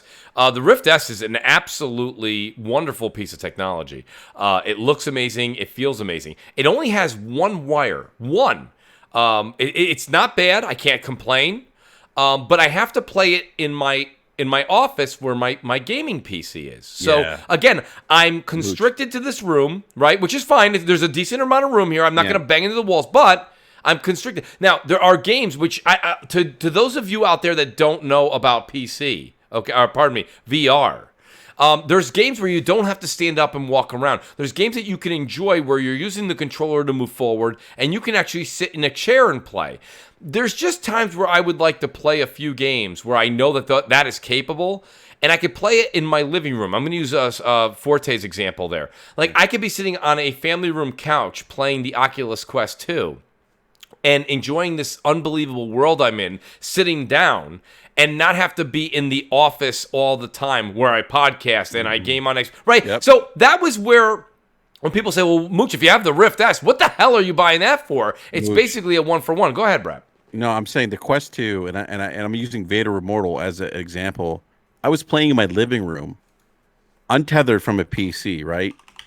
Yes. And it's downloaded to the Oculus Quest 2. The game is, and I'm like, so I'm on the ship, right? And basically, I land on like Mustafar, and the stormtroopers break into my ship. The stormtrooper comes up to my face, and I'm like, whoa! It was like I was like, holy shit! And then because I'm a big Star Wars fan, the nostalgia factor kicks in. I meet Darth Vader. And I think Darth Vader, and I think like the actor that played Darth Vader was like 6'6" or something. In the lore, Darth Vader's a pretty imposing character, right? Yes. You meet Darth Vader, he is really imposing in VR. And he comes up to you, and he's basically like breathing on you. And he's like, I want you to open up this cube. And I'm like, holy shit, this is Darth. And I'm looking at Darth Vader. I'm trying to high five him. It's not working. No. But the level of immersion, and this is, again, I'm not tethered to my PC. I was blown away. I was like, this could, again, I think VR is probably still niche. You know, there's probably a certain demographic that will find this appealing, but I think at least for Oculus that this is probably the right step forward for them to put out a device that puts out the level of fidelity, if you will, and the kind of immersion without being tied to a PC. I think that's big. And which version do you have? The 64 or the 256? I have the 256. I got the 256 as well. Big shout out to Delirium Blades. Shout out to Blades. Who's like, he said yelled at us. Yeah, but then I'm thinking, like, I'm looking at these games now, Mooch. I'm like, they're only like 3 gigabyte games. I know, that's what I was thinking. I'm like, why do we need all this space? Yeah, I'm like, I don't need the space. But you know what? But there is, I will say this. I mean, maybe there's games down the road that will require it. Maybe there's PC VR games if I connect it. Well, let me put it this way. Well, there's no expandable memory, so that's why. That's the other thing too. Yeah, there's no expandable memory. That's why I pre-ordered I layaway the 256 gig like a couple days ago because I that's all I've been waiting for is one that was completely untethered. And when I was making that decision, I was like, bro, this thing has no expandable memory. Oh, I'm definitely getting that 256. Yeah. And you're getting you're getting 3 times the memory. As you know, the 64 gig one. But I gotta say, Mooch, I mean, it's this thing is really impressive. And the other thing that I really liked about it is that I was using a Netflix app. Holy shit. Really? So not just a gaming device, but overall as an entertainment device. What have you tried not big picture, what is it called there, where you feel like you're in a movie theater? You're in a movie theater, yeah. So Netflix is kind of like, it's not you're in a movie theater, but you're in a cabin, right? So I'm in a cabin, and I'm looking, and I think I'm in a cabin somewhere in Colorado, the Rocky Mountains at a ski resort. Oh, the Rockies, yes. Because I look out the window, right? I'm in a cabin, but there's this big, like, what looks like Optimus Codes TV, like a big 100-inch screen TV, and I'm watching The Witcher on Netflix, and I'm like, I could watch Netflix on this all the time. My wife's gonna kill me. I'm gonna come to bed and I'm gonna watch Netflix shows and TV on this big screen. I mean, it's incredible, man. Like, as an entertainment device, a gaming device, like, and it's untethered. I think the like, Quest, this thing Brap, you're doing a great job of selling it, Brap. I think the Quest 2 is what everybody's been waiting for. And I think when you get to the Quest, here's my only thing that I will say. I do think this much. Because me and Brap have had VR discussions for months, so this isn't just about the Quest 2 that came out a week ago. There's a value in having even the old tech. And Brap, you know this because we were talking to Blades, and you're like, dude, remember Blades had the original Rift? And you're like, dude, I'll even give you a couple bucks for it. Like, my point being is if a Quest 3 comes out in another year or year and a half, you could probably still score $150. Forte, while we have you here, is there any trade-in for Oculus or no, because their headsets, GameStop won't accept them? Did we lose Forte? He's on mute. He's on mute. But I did have a question for you guys. So he's eating pennies. This whole Oculus thing. So I read something that said that Facebook had made the decision that going forward you had to have a Facebook account. Yes, you do. Yeah, you do. So since you guys just got this, since you guys just got this, did you already have to set up a Facebook account or set up your personal Facebook account? I think you can set up your personal, or you can just create a random one. So I made a if you have like you know how you can have your Facebook account and then you can have like accounts that you manage underneath your Facebook account. Right. My uncle, he bought the Quest 2 and he has it, and I set up his and made him a separate account under his Facebook main account, so it's tethered to a account that he manages on the side. I use my existing Facebook account because it was just easy to sync up. You just log in. Basically you just download the Oculus app on your phone. Yep. You log into that, it syncs with your Facebook account, and then it syncs with the device. It's pretty easy to Enrique, if you don't mind, can you take us through the steps though? Can you take us through? So you have the app on the phone because, like I said, mine's still in the box. I have to take it out. When you put the headset on, does it ask you to put your password in there? So no, actually, when you go to the app, the Oculus app, Yes. You sync your app, the Oculus app, to the Facebook account, and then it searches for the Oculus device. Okay. Once it links it just pairs everything together. Oh, that's fantastic. Okay, I was unaware of that. Okay. Yeah, it was really easy, man. And then like when I put the headset on, like the UI is very intuitive. Like it's funny, like my dad's like 72 years old, right? He's pretty old. Not as old as Sleepy Joe, but he's old. And my dad, right? So my dad put on the headset, and I had the International Space Station simulator, right? And my dad is like, "Oh my god, this is amazing!" And like he looked like a guy out of like a video, like playing like VR. He's looking up at the sky. He's moving his hands and everything. I mean, he was loving it, and like it's pretty easy for him to pick up. And like my dad's old, like kind of like Optimus Cole. Like he's not very intuitive. He's not very like technology doesn't come easy to him per se, but this was pretty easy for him to pick up. Did you say that I was your daddy? What now? No, I said you're old like my dad. Oh, okay. Yeah. I'm gonna let that go. Forte, you had a question too just a second ago. You were asking, I apologize, I cut you off. What was the thing you were asking me because I was in the other room? I was asking you if there is any trade-in value for an older Quest, or is that not allowed at GameStop because it's something that goes onto your face or head? Usually that's not transferable. It does, but they're not taking them right now. So that's one of the things that the restrictions haven't been lifted on yet.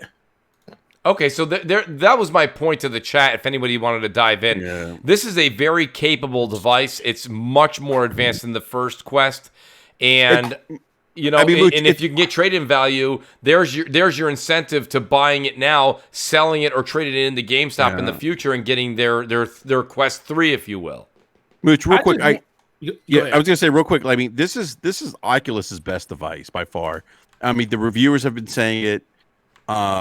It's been getting great reviews, and the only thing I'll say this: I think the challenge of VR is, do you want to put on a headset to watch Netflix, right? Right. Yes. Do you want to put on a headset to play video games? Yes. I think that's going to be the challenge for Oculus. But I will say this: if you put on the headset, though, the level of immersion is not like anything that console games can provide you, or watching Netflix on your TV can provide you. It's just on another level. Yeah, if you want to be a Ready Player One, that's what you're going to do. Well, that may be where the future is going. I want to say thanks to Brap for that. Brap, and shame on me, guys. I really did plan when I tweeted out that I got it the other day. I really wanted to be able to, and every day, Brap knows you got to open it, man. I know. Yeah, I'm gonna. Why we ain't got no video of you opening that thing yet? Yeah, you know what? I gotta get I'm waiting for the white gloves to show up, Forte. That hasn't come from Amazon yet, but nonetheless, that being said, asking Major Nelson for those gloves, man. Everyone forgets I streamed Rocket League with Major Nelson back in the day. I remember that. Yeah, that was great. Yeah, it was great. That being said, guys, we have an outstanding show. I took everybody here well past the 9 o'clock hour here in New York. I want to say thank you to the chat. I want to say thank you to the panel. Thank you, guys. Well, one more super chat. Shout out to Royce79. He says, Miles Morales, Demon's Souls, Ratchet & Clank, Final Fantasy 16, Horizon Forbidden West, God of War, all by 2021. By the time Halo drops, console gap maybe 20 million to 5 million. Look, that may be. I mean, I think the mindset and the mind share is probably going to land in PlayStation side, especially leaving this generation with what? The Last of Us 2 and Ghost of Tsushima. It's a pretty good taste. It leaves in your mouth, right? You know what I'm saying? I mean, it's just the way it is. PlayStation's ending on a high note the same way they did with PlayStation 3 with The Last of Us. And I got news for you. That's what kind of started making me think differently. Like, I played the hell out of The Last of Us. I'm waiting for Factions 2. Because I gotta be the Factions. Once that comes up to PlayStation, you'll catch me online on PlayStation more than I've ever been online on PlayStation, because that is just one of my favorite multiplayers. Really quick, listen to what you just said. Go ahead. So, PlayStation ended with Last of Us 2, yes, Ghost of Tsushima, Factions.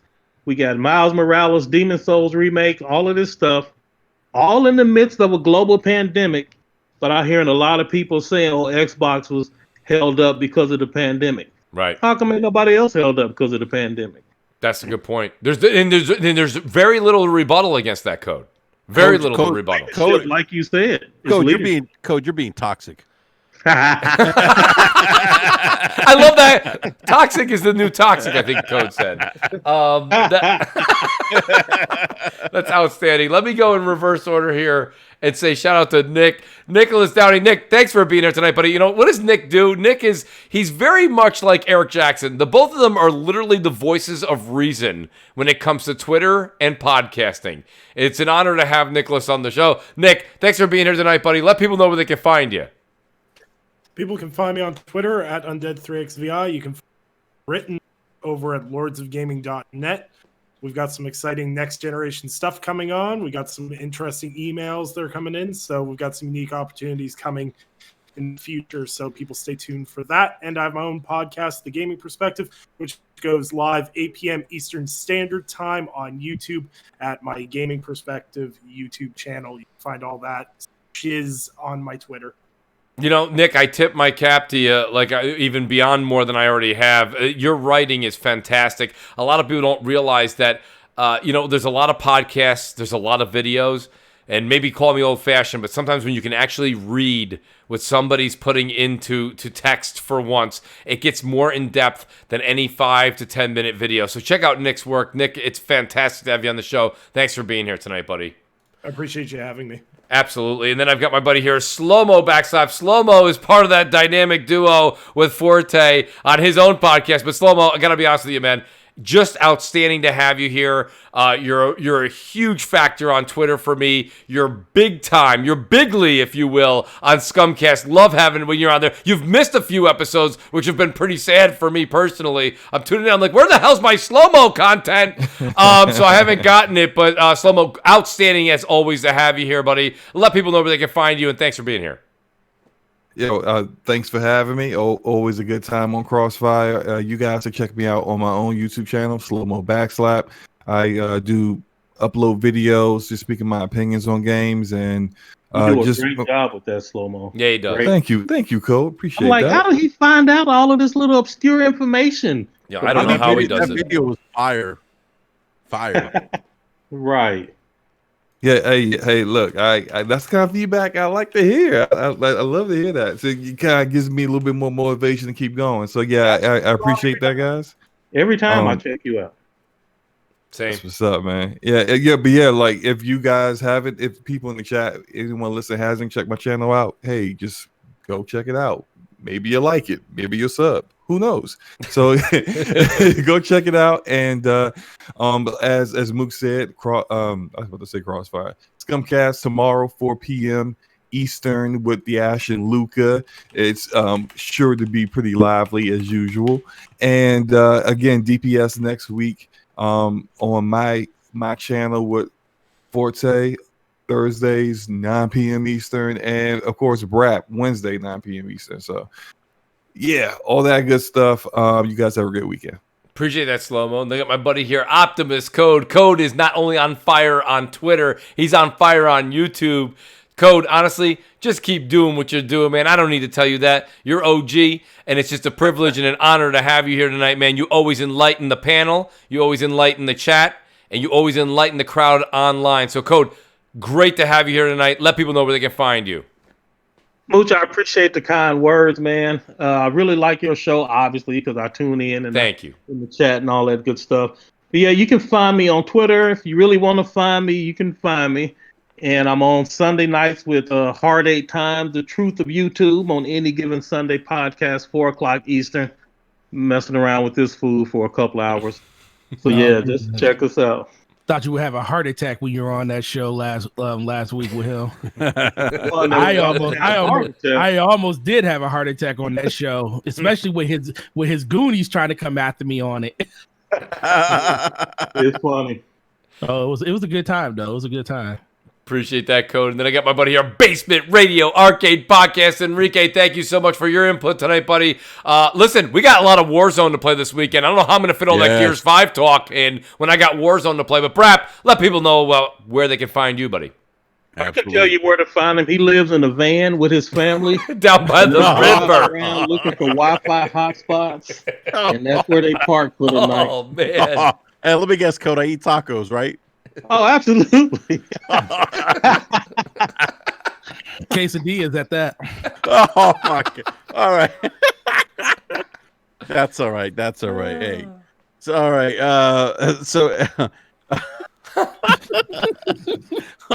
So Mooch, you got a great show, man. Thanks. Had a blast. Yeah, we got to play some Warzone this weekend, and yeah, you can find me on the Twitters at @brap_podcast, and you can find us Basement Radio Arcade Podcast live every Wednesday night at 9 p.m. Eastern. Myself, B Money, Eric Jackson, Slow Mo Backslap, and Gaming Forte. So thank you again for having me on, Mooch. Appreciate it, man. Great show. Always, buddy. And speaking of Gaming Forte, there's nothing like having the Forte himself on the show. Forte does his work so that we can take advantage of his knowledge. Forte, it is always awesome to have you here, buddy. Let people know where they can find you, and thank you for being here tonight.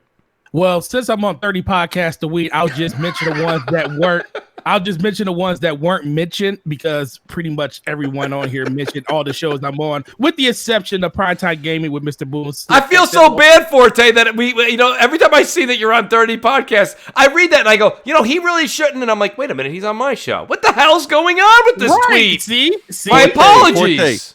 Forte, you were the Bo Jackson of podcasts, man. He is the Deion Sanders of podcasts, if you will. Listen, That's a good one.